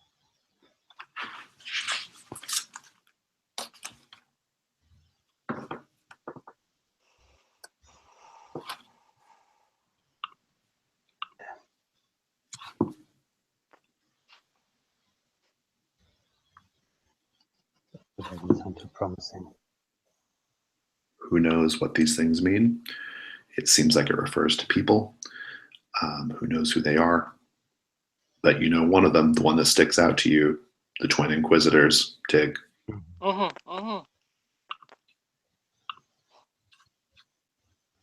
right.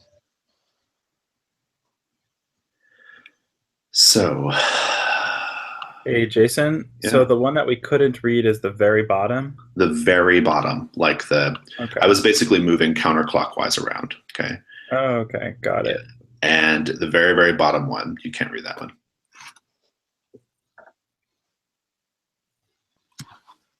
And you almost have them right. The place of the honored sacrifice is in the upper, more in the upper left, and the slaughterer is the very top. I can probably move them around. Okay, I'll let you do it. I think I can move them around. Wait, no, that's wrong. I don't know how to. I'll just do this. It's not working. Okay. It's not working. We need a better tool here. In any case, there we go. How do we move it? Oh, God damn it. Wow. Jeez Louise. Sorry, if someone can fix that. I'll get the Twin Inquisitors. I got it. And the museum or the mausoleum? The Mausoleum of the Slaughter. It's where it says Twin Inquisitors right now. That's where that is. And the Twin Inquisitors is that if you were coming in from the right-hand side, that's that one right there. Okay. Right. And then the place of honored sacrifice is on the left-hand side. Yeah. Yeah. And then no, that's the architect. Yeah. And then it's architect, interrogator, testifier on the left, Right. on the right-hand side. This is great video if anybody's watching the video right now. I know, right? We need to edit this out. Clearly. I'm not. Okay. No bandwidth for editing. I wish I did. All right. So let's proceed apace. Where are we going from here? Now that we've done all this investigating and looking, just a quick pointer. Ice skulls, perfectly. Nothing's changed there. Those ice skulls in that bracket, just as you left them. Okay. I want to do just a quick ritual to bring light and warmth to us for the day, if that's amenable. Yeah, maybe. I don't know. I feel like Scarpenive is feeling really, really put out right now by all of this. All right. And you may just need to press forward. Okay, let's do that. Let's press forward. Scarpenive has shown you what she wants, and is waiting for you to make progress. I think before we continue into the chapel, I'm just going to look in this last door and then to the north. Sure. That's actually a really interesting room. Of all of these, it's probably the most interesting. Okay. In that it's not toilets and stuff. Toilets and beds. This is a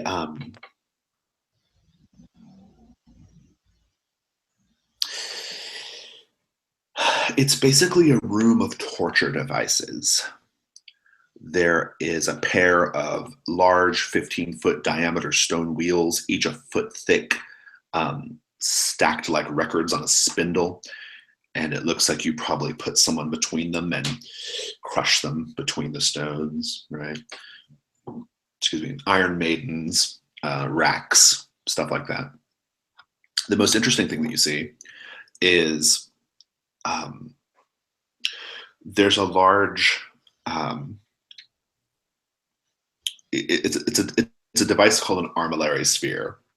And what it is, I have a picture, I'll throw it up there, but it looks like a bunch of concentric metal bands all inside of each other, right? And they can each like turn independently of one another.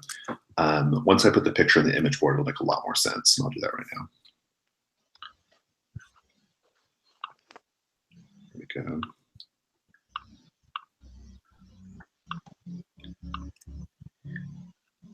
And it has in its interior, it's over on the right-hand side, in its interior, there are like little, there are shackles and brackets with like withered hands and pieces of hands and legs in them, right? And it looks like you would basically put someone inside these brackets, and they would turn in such a way that the people were eventually like stretched and twisted and dismembered, right? Oh, me? Okay. Very, very inviting. Is there anything useful in this room? Anything that we could use as like a improvised weapon of sorts or something? Just Not the plants, no. It's all big, it's all big gothic, stuff, evil-looking right? stuff. Yeah, heavy metal stuff, right? Okay. Well, this has been quite enlightening. Let us continue. Yeah. And there's nothing remarkable about those hands really at all either, right? You can investigate that thing more if you want. Just give me a wisdom roll. Okay, yeah.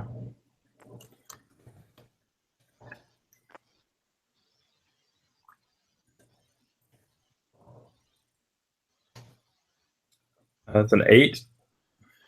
I'm going to ask you how you know this, but I'm going to tell you something about it that you'll figure out.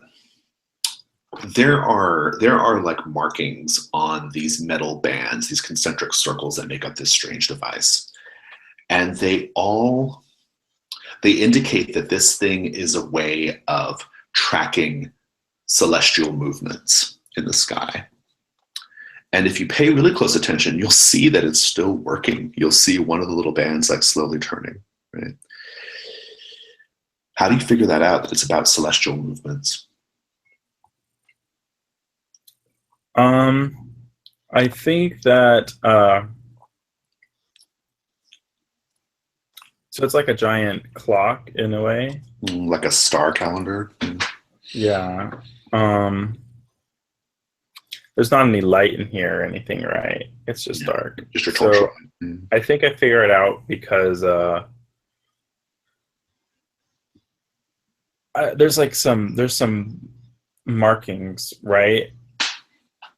Mm-hmm. And I noticed that the way the bar moves, it's kind of going along the markings in a way.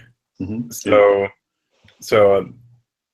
it's gauging something, and I just make the guess that this is something regarding, like time in a way. Mm-hmm. Yeah. Time being something of a feature of this place, right? Time being something of a feature. They were clearly obsessed with it, right? I'm going to. Can I move these any? If you try to move the circles in place, like they're on like a little stand, right? If you move them, they'll always shift back to where they were. Okay. Oh, okay. Always. No matter how much you move them, they'll move back into place. They're like bound in a way. They're just keeping really good track of time and movement of the stars. Okay. Yeah. Interesting. All right. So what would happen is they would have somebody in this device strapped to it, and as it moved with the movement of the planets, like they would be gradually twisted and turned until their joints popped out of socket and then were ripped apart slowly. Pretty gruesome and inventive. So it's not so much that it tracks time, but that it uses time. Yeah, I'm sure it looks like it's probably a functional thing too, but you can't really sort that out because of your role. So. Okay.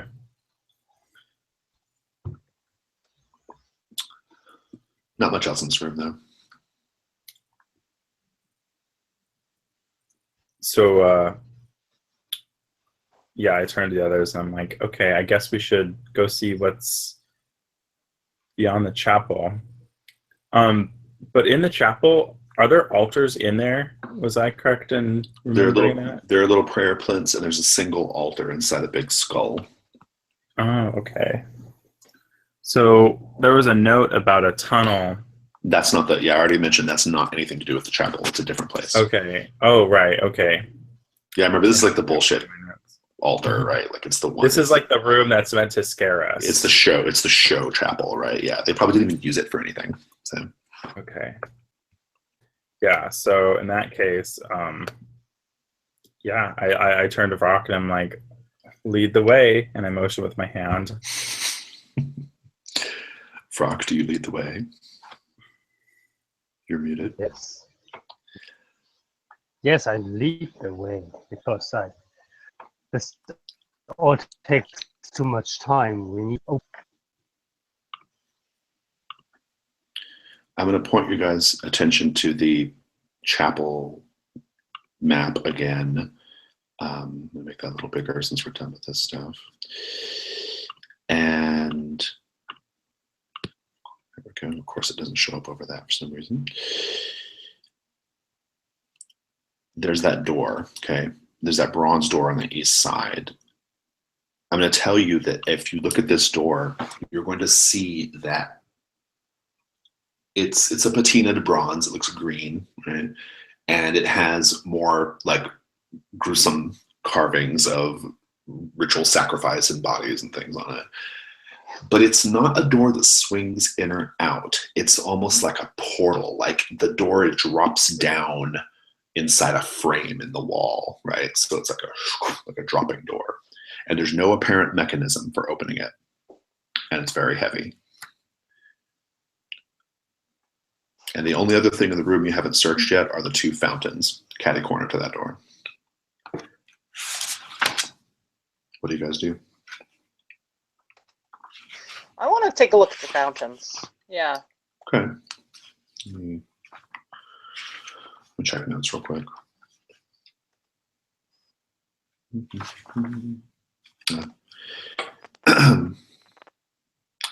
Okay. Both fountains are filled with like a sort of murky black water and piled high, like coming out, breaking the surface of the water as if they're just piled inside the basin filled with this liquid, are teeth, human teeth. Huh. In both basins.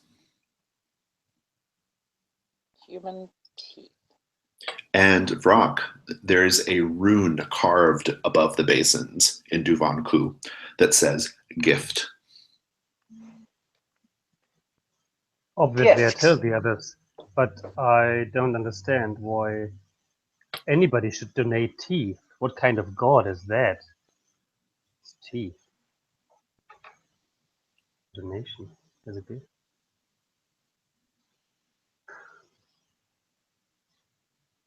But well, it could be that this helps us to open the door. It's entirely possible. Don't make me make this conclusion. Anybody? So I pull Well- out this wooden mask that I have that has these teeth embedded in it. Right? Yes, of course. I was thinking about that. I was like, teeth. Where have we heard teeth before? All right. Well, so Can I pry one of these teeth off of You it? can, yeah. And yeah, I'm going to just try placing it in this black liquid.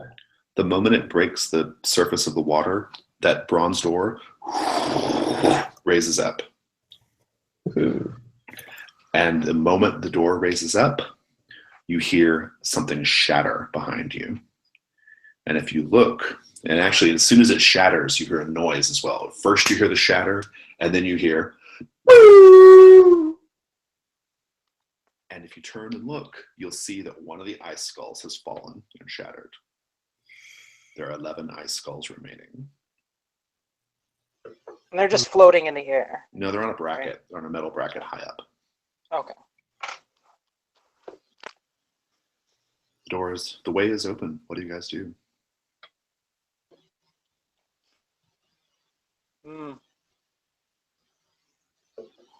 Well, we're determined to finish this.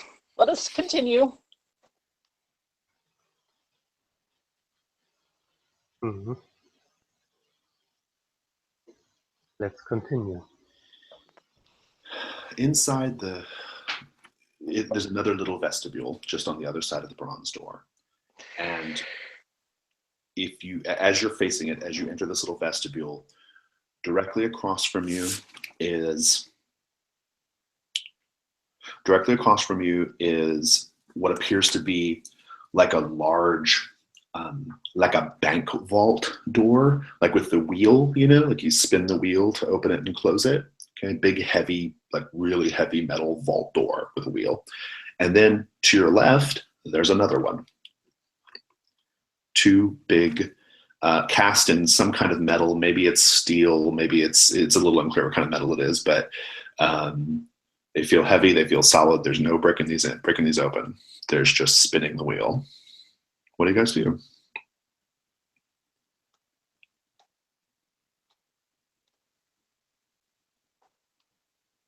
I need a bio break.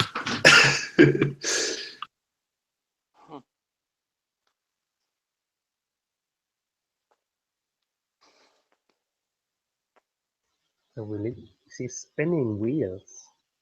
Mhm.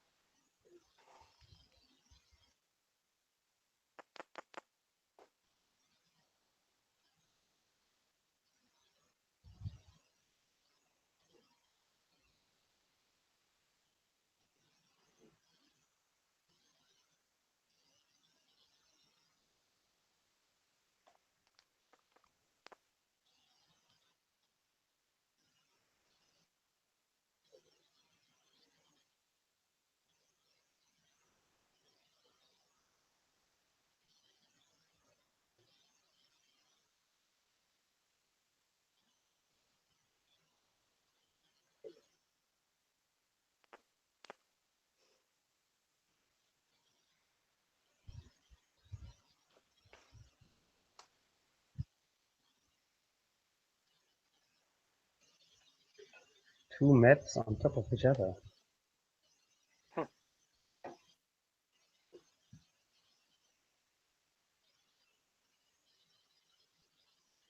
That looks good.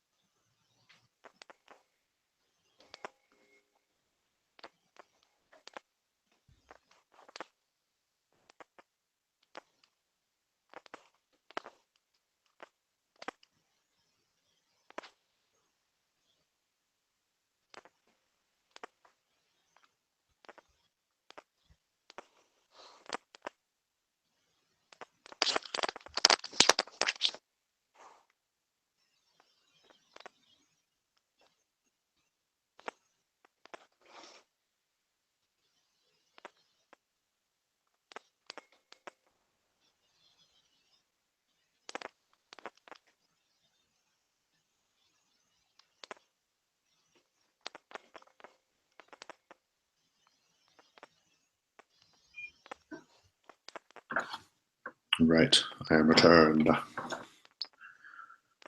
That's what we're waiting for.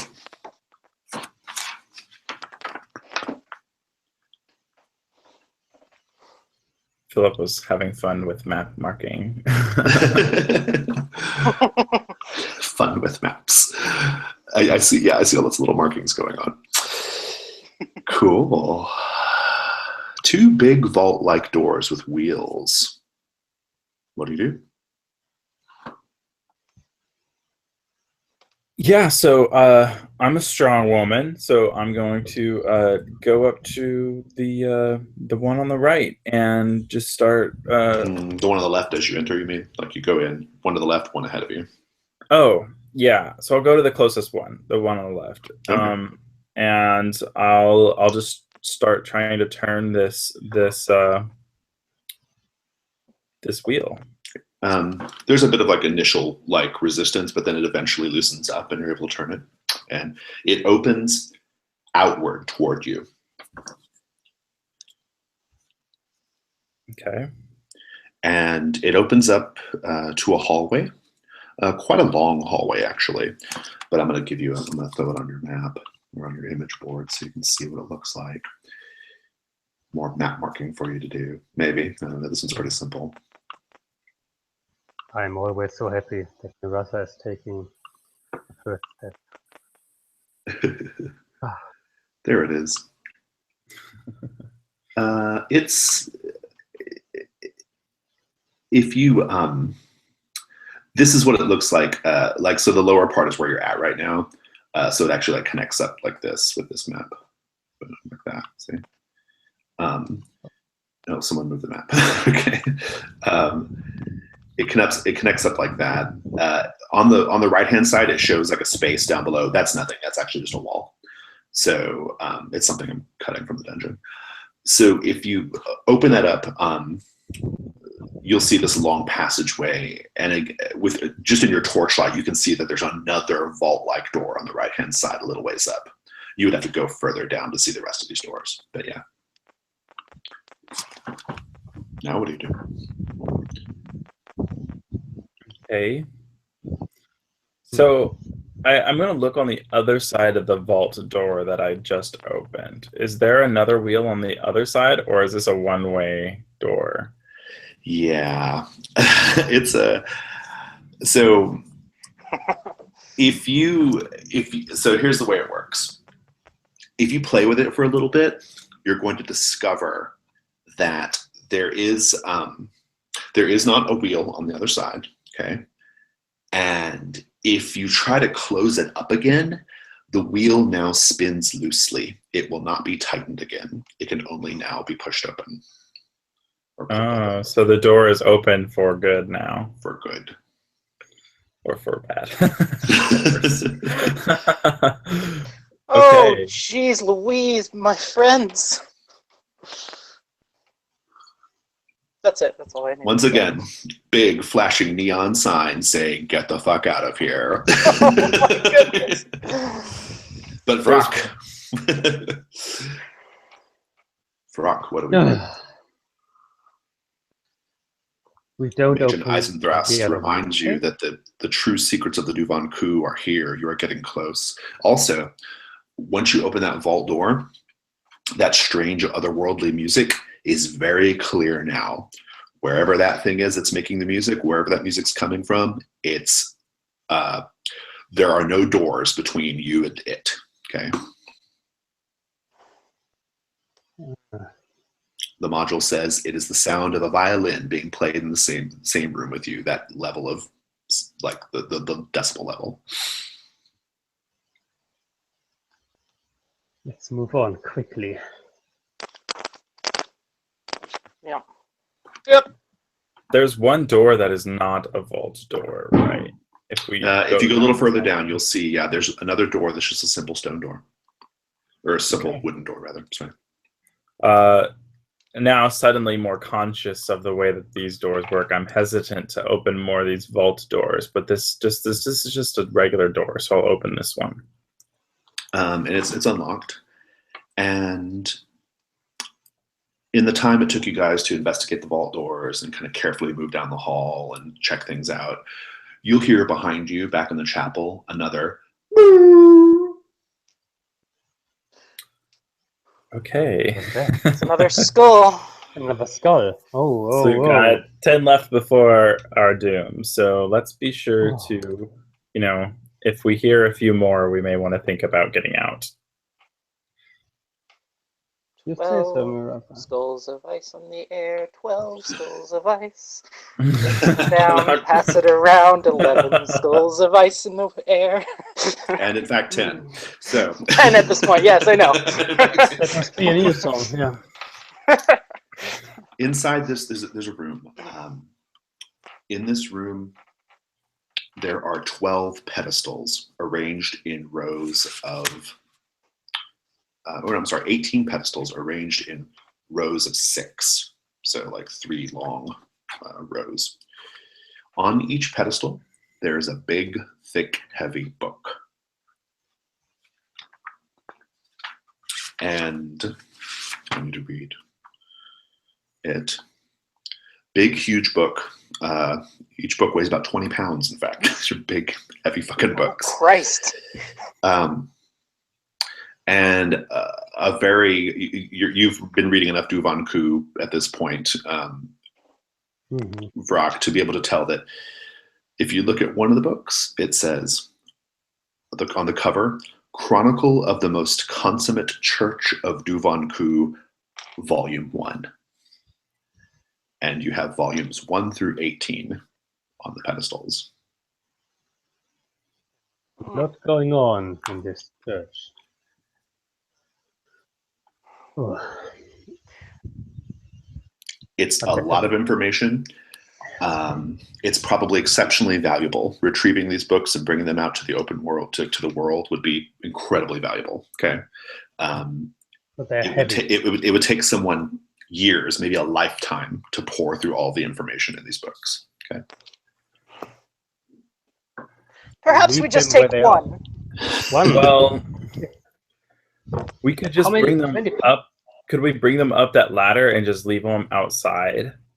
And that way they'll be closer to being out in the world? Well, I mean, when I say out in the world, I just mean like if you were to sell them to someone, they would be very valuable. Right, okay. Vrak, I'm going to spend my second hold here. Oh, yes. My second Magen Eisenthrast hold. Magen, good to talk to you. These books, these collection, these 18 volumes would be worth an incredible sum of money out in the real world. Okay, this is not Magen Eisenthrast talking, this is just me. Very, very valuable. It is essentially like your biggest score. To the extent that you need a score in this dungeon, this is it right here. Okay, Magen Eisenthrast wants you to burn them all till they are nothing but char. Yeah. Do you do it? It's not that easily done. The ghost in my head. You know, they are valuable, and we don't want to have that much smoke in here, and but maybe, Mirasa, I think it's a good idea to bring them at least a little bit closer to the exit. So they're about Maybe 20 pounds each. 20 pounds each, yeah. Times, let's do some math here. Well, yeah. 360 pounds divided by, let's say 4 if Eiffel gets back. It's an extra 90 pounds for each of you to be lugging around. Let's suffice to say, you're going to need, you'll be slowly getting these out, and then you're going to need some kind of cart or something to drag them, or a sled to drag them down the mountain. Okay. Oh, I thought there was just 3. There's that many. Okay. There's 18. There are 18 of them. Yeah, there are 18 books. Goodness. Okay. I feel we should at least take one, either the most recent or the oldest, whichever feels more reasonable. Can we read the last page of the last volume? Yeah, you can actually. Let's do it. I start bringing them to the altar room, to the Disney altar room. The last page of the last volume is actually written in the common tongue. You can read it. You don't even have to have Duvan Ku. And I need to see what it says. I know it says something, but I can look it up. Here we go.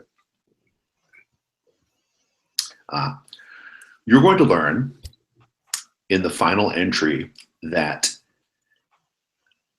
this shrine is one of many that exist. This shrine being this place, okay? This whole complex, the dungeon. There are many, many others.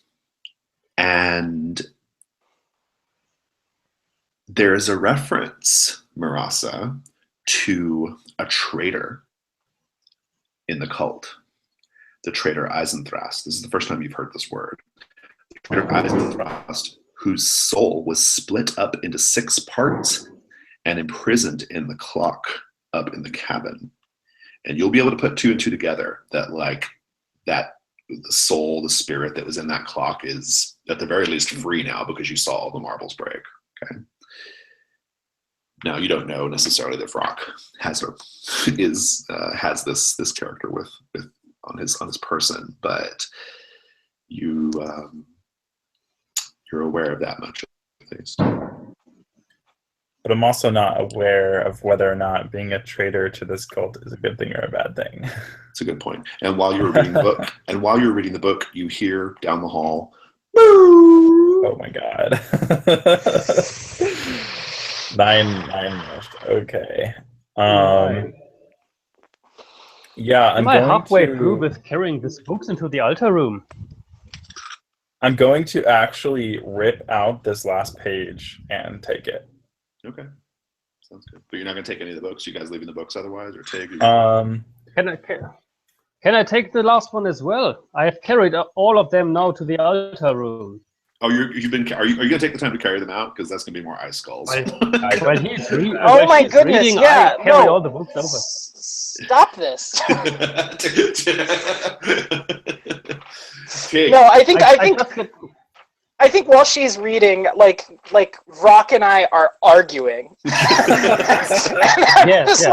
I'm just like, you are clearly. What are you doing? You are disturbing the peace here. There is no need to lead. We may take one book, but we need.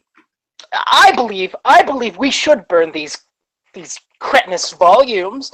There's no need for us to keep them. This place is clearly evil, and anything within it has no value to us. Indeed. Is there an index? I think you're right. Is there an index? Yeah, I like the idea of like volume 1 just being the index. It actually starts with volume 2. I like the idea of you guys taking that one and then it has like no value because it's just an index to the other ones.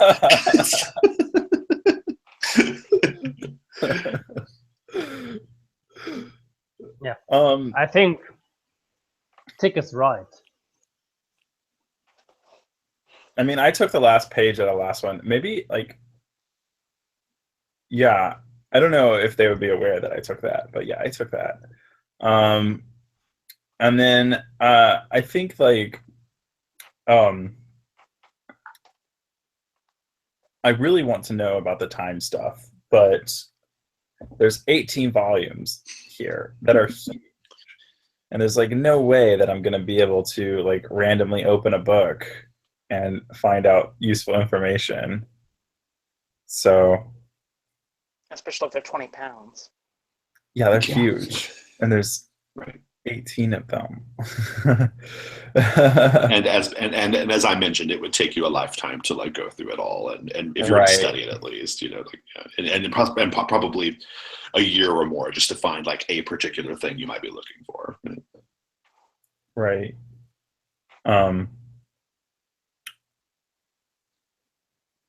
Yeah, so I turned to the others, and I actually no, I'll tell them what I found on the page. And that should sound familiar to you, Vrock. Yeah.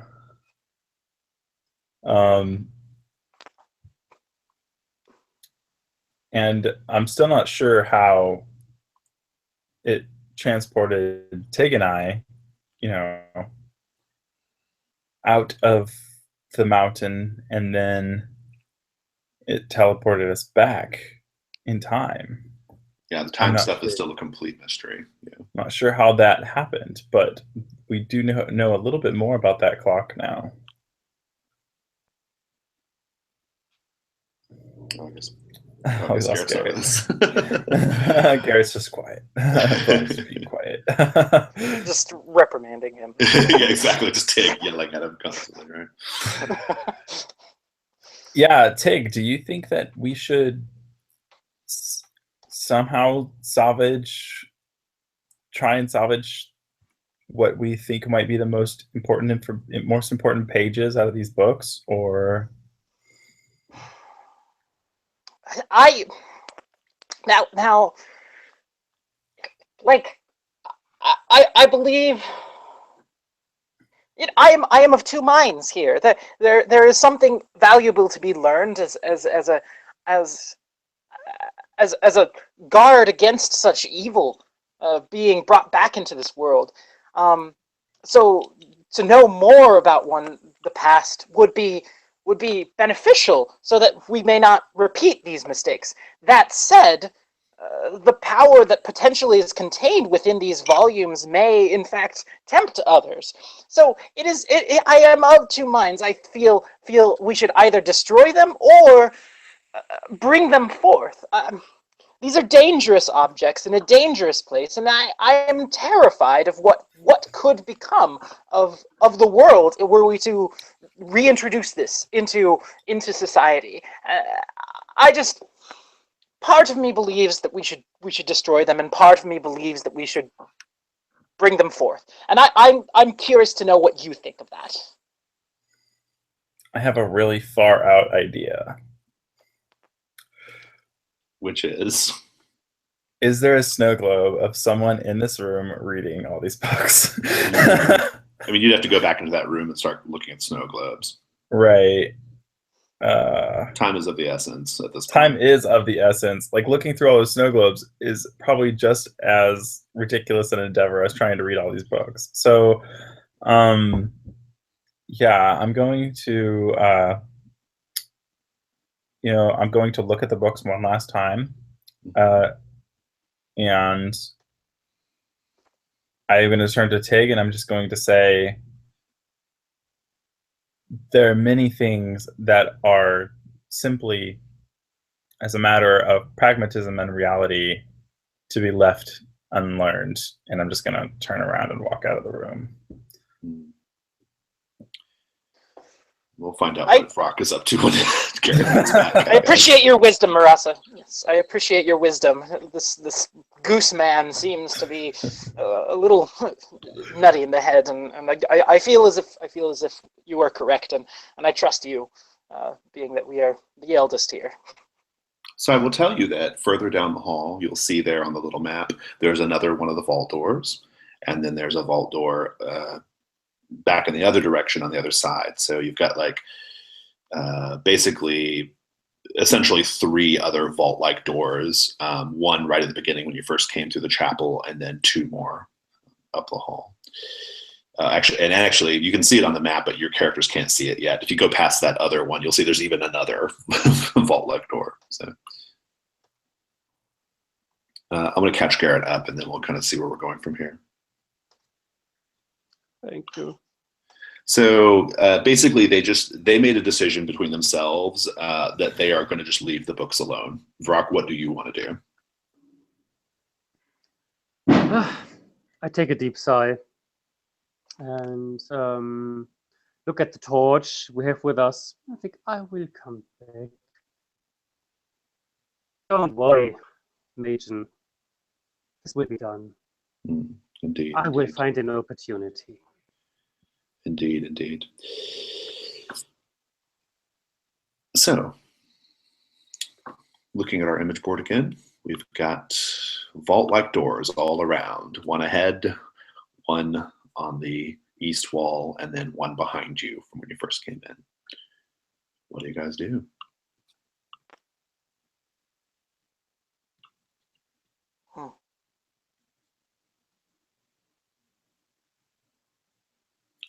I'm of two minds. And so that sound, that music, much louder. Do we know where it's coming from? It's definitely coming from the other side of the vault-like door in the north. Like if you keep going down the hall. it's coming from that Yeah. direction. Yeah, part of me feels like we should just push further, and I feel like that is the direction forward.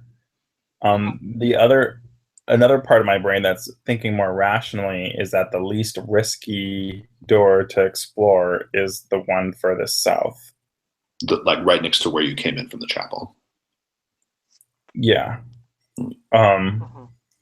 So I tell that to you guys, and I'm like, okay, we could either go forward and press through here, or we could go through the one, outside of the one we already came through, and I feel like that would be the least risk.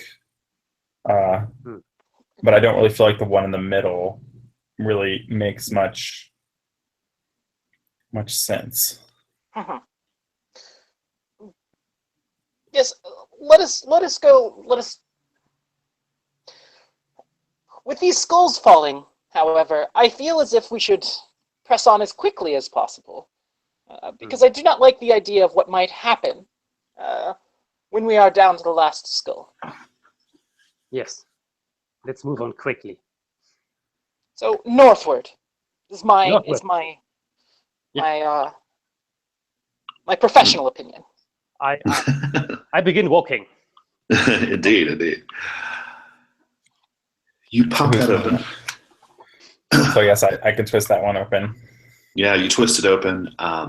It functions just like the other one. And it swings open. And you see, it looks just as it does on the little map there. There's just a little small section of corridor. There's another vault-like door to the right. To the left, the sound of the otherworldly music, that's definitely coming from there, okay? You can hear it really, you can't see where it's coming from, like what it is, but in the darkness, but whatever it is, it's super loud now, okay, on the left. And then directly ahead of you, there is a large, on the wall, the image engraven on the stone, there's a large eye, just a big eye, like that greets you as you open it, and the vault door again opening outward toward you.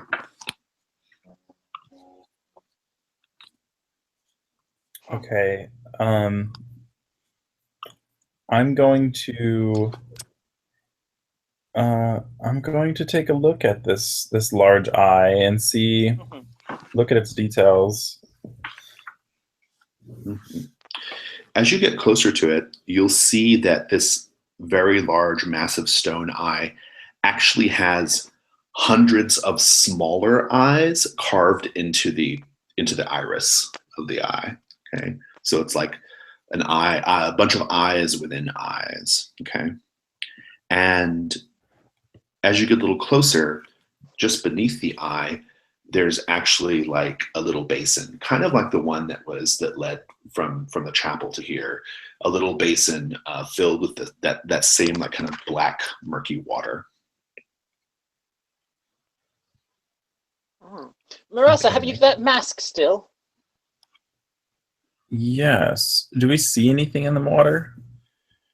Just give me a wisdom roll just for this whole little section, just so you kind of see what you see. See things that maybe might not be totally immediately apparent. Got a 6. Okay.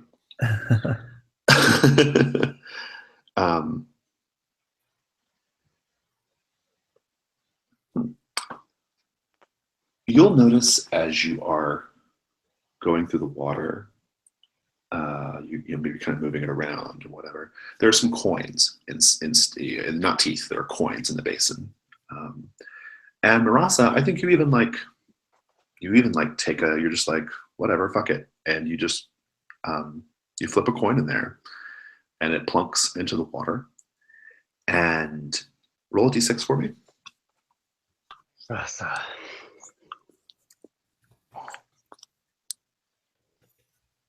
Got a 1. Oh. You plunk it in there and you're feeling stronger.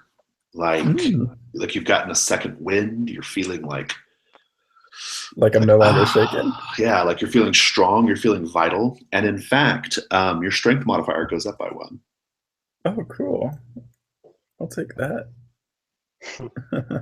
Did you increase that already, or No, you see can, your you can romance bump it cell? up. You can bump it Okay. up. All right. I'm like, and I turn to the others, and I'm like, you know, there's just coins, and these are just coins in this thing, and regardless of the fear tactics throughout this place, in the end, it is a temple to something that has power. Aye. Yes. Okay. I flip a coin in as well. Roll a d6 for me, please. Tick, no. 5.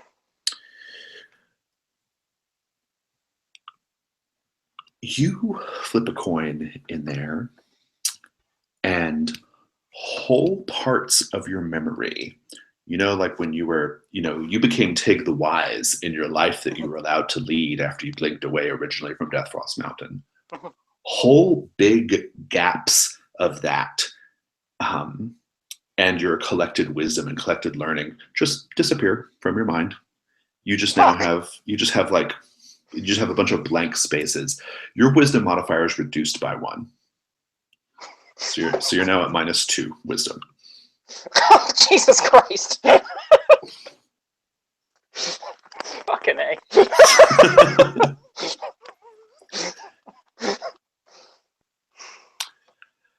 I try to exercise that place. Like with everything I have, like turn undead, cure, whatever, I throw all the miraculous power I have, I throw it against this eye and this. Roll plus wisdom. 9. 9. You're going to learn that this is there is no divine here. There's nothing divine about this. There's maybe not even anything unholy about it. This is pure magic. This is pure Duvan Ku arcane learning come to bear on this place, on this little, whatever it is, this eye altar.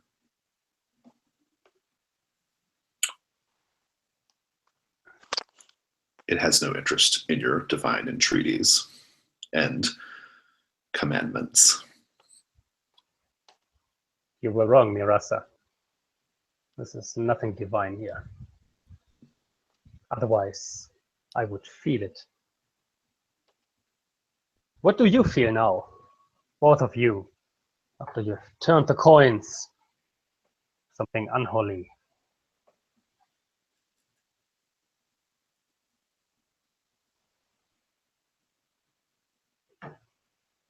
I think what I'm actually going to do is I hear you rambling on again, and I'm like, Brock, neither of us want to listen to another one of your spiels, and I'm just going to turn and take my torch into this dark hallway here.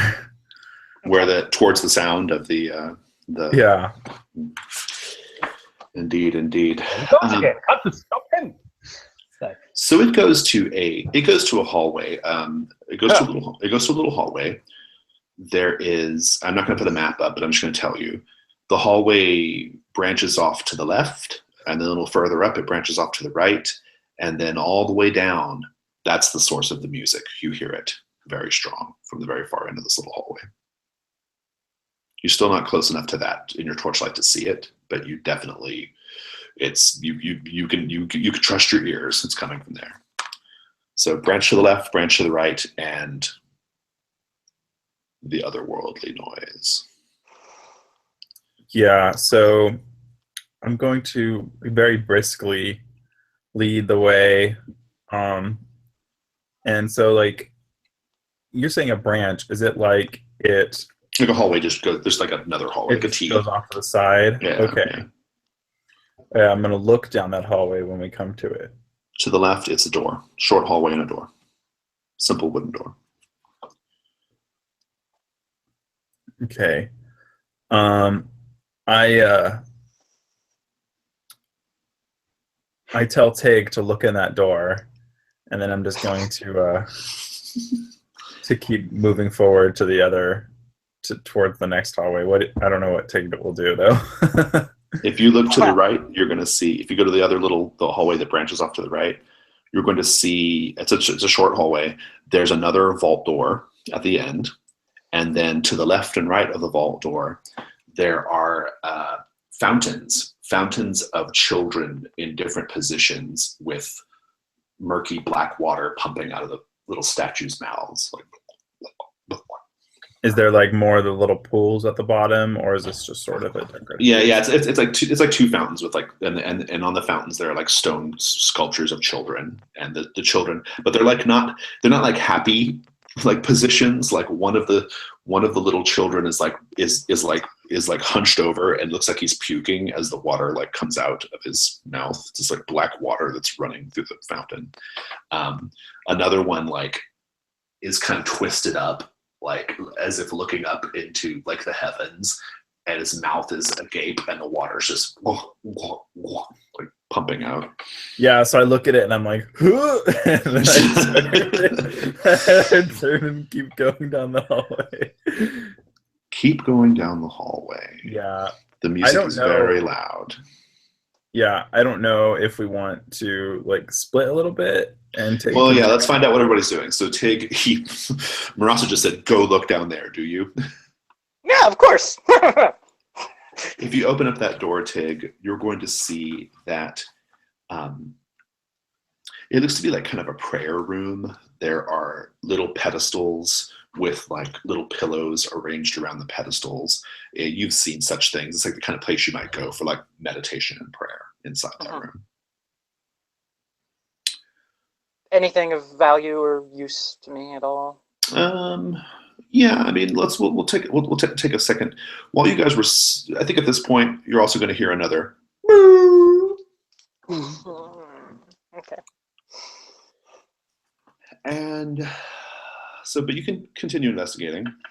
I'll give you a minute. Brock, what are you doing in the meantime? I stay with Tig.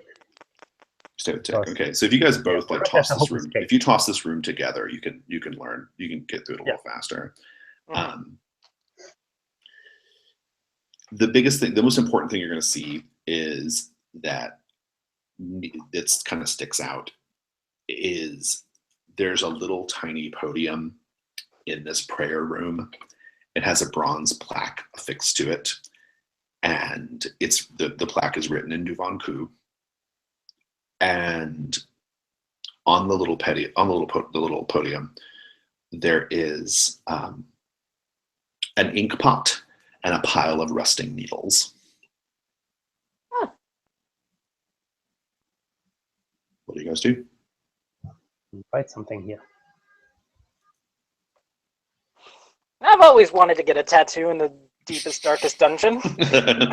Seems like a great idea. Is there anything like particularly interesting about the ink? Is it like? It's just ink. It's just ink. Best you can tell. I mean, you guys don't have I'm assuming you're not taking a lot of time to really study it. So. And there's a little bronze plaque on the podium that's something written on it, Nuvanku. No, Brock, you have your uses. Could you tell me what's going on here? Thank you, Tig. I have my uses. Yes. That's certainly true. I'm going to send you a message in private. A little private message because it's important that this be private. Yes. Oh no. Let's send this to Garrett. Hangouts.google.com. I don't normally like secret information, but this is an exception that I'll make. I had to send you an invite, so you have to accept that first. Okay. You're right.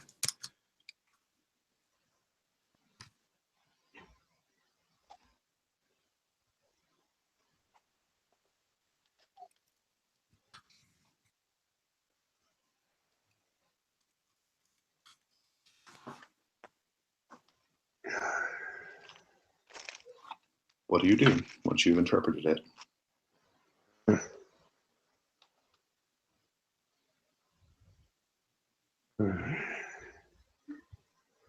Well, it doesn't just seems to be some scribbling here. Like, we should take the ink with us. And then who knows? Anything here could be of use. Tig, he's pretty plainly not reading it to you. What do you do? Can you not understand what it says? I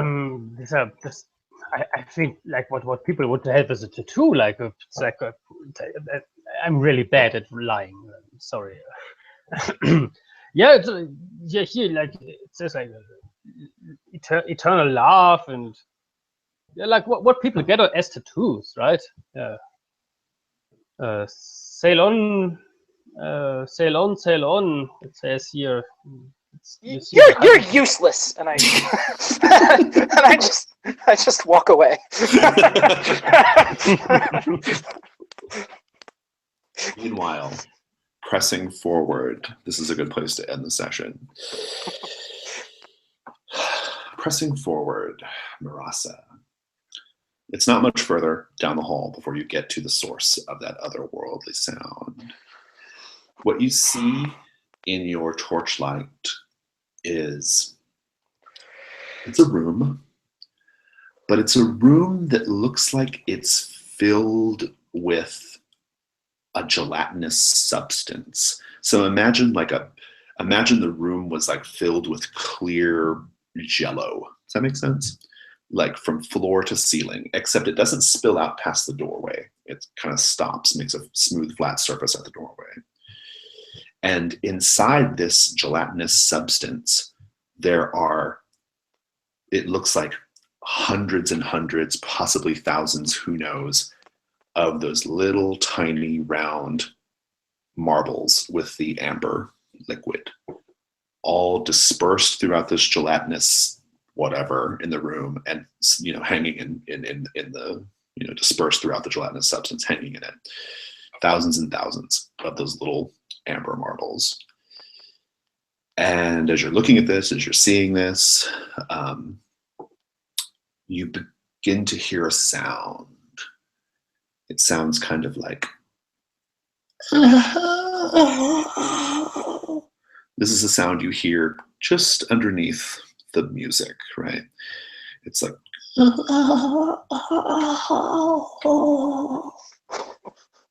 and a face begins to push its way through the gelatinous stuff. It's a face made also of this gelatinous material, but it clearly has nose and eyes and mouth. And it pushes forward. And then two little hands push forward as well. Two little tiny shriveled arms and hands. And it's just this head, this face, and these little arms and hands are bobbing back and forth, making this like, it's a mixture of this music, and then occasionally underneath it you hear whatever it is just going. And that's where we'll end the session. All right. We've only got 4 minutes left. Anything you guys want to talk about before we go? The big finale is next session. Yeah. I'm curious, like, how much of this have we actually unearthed?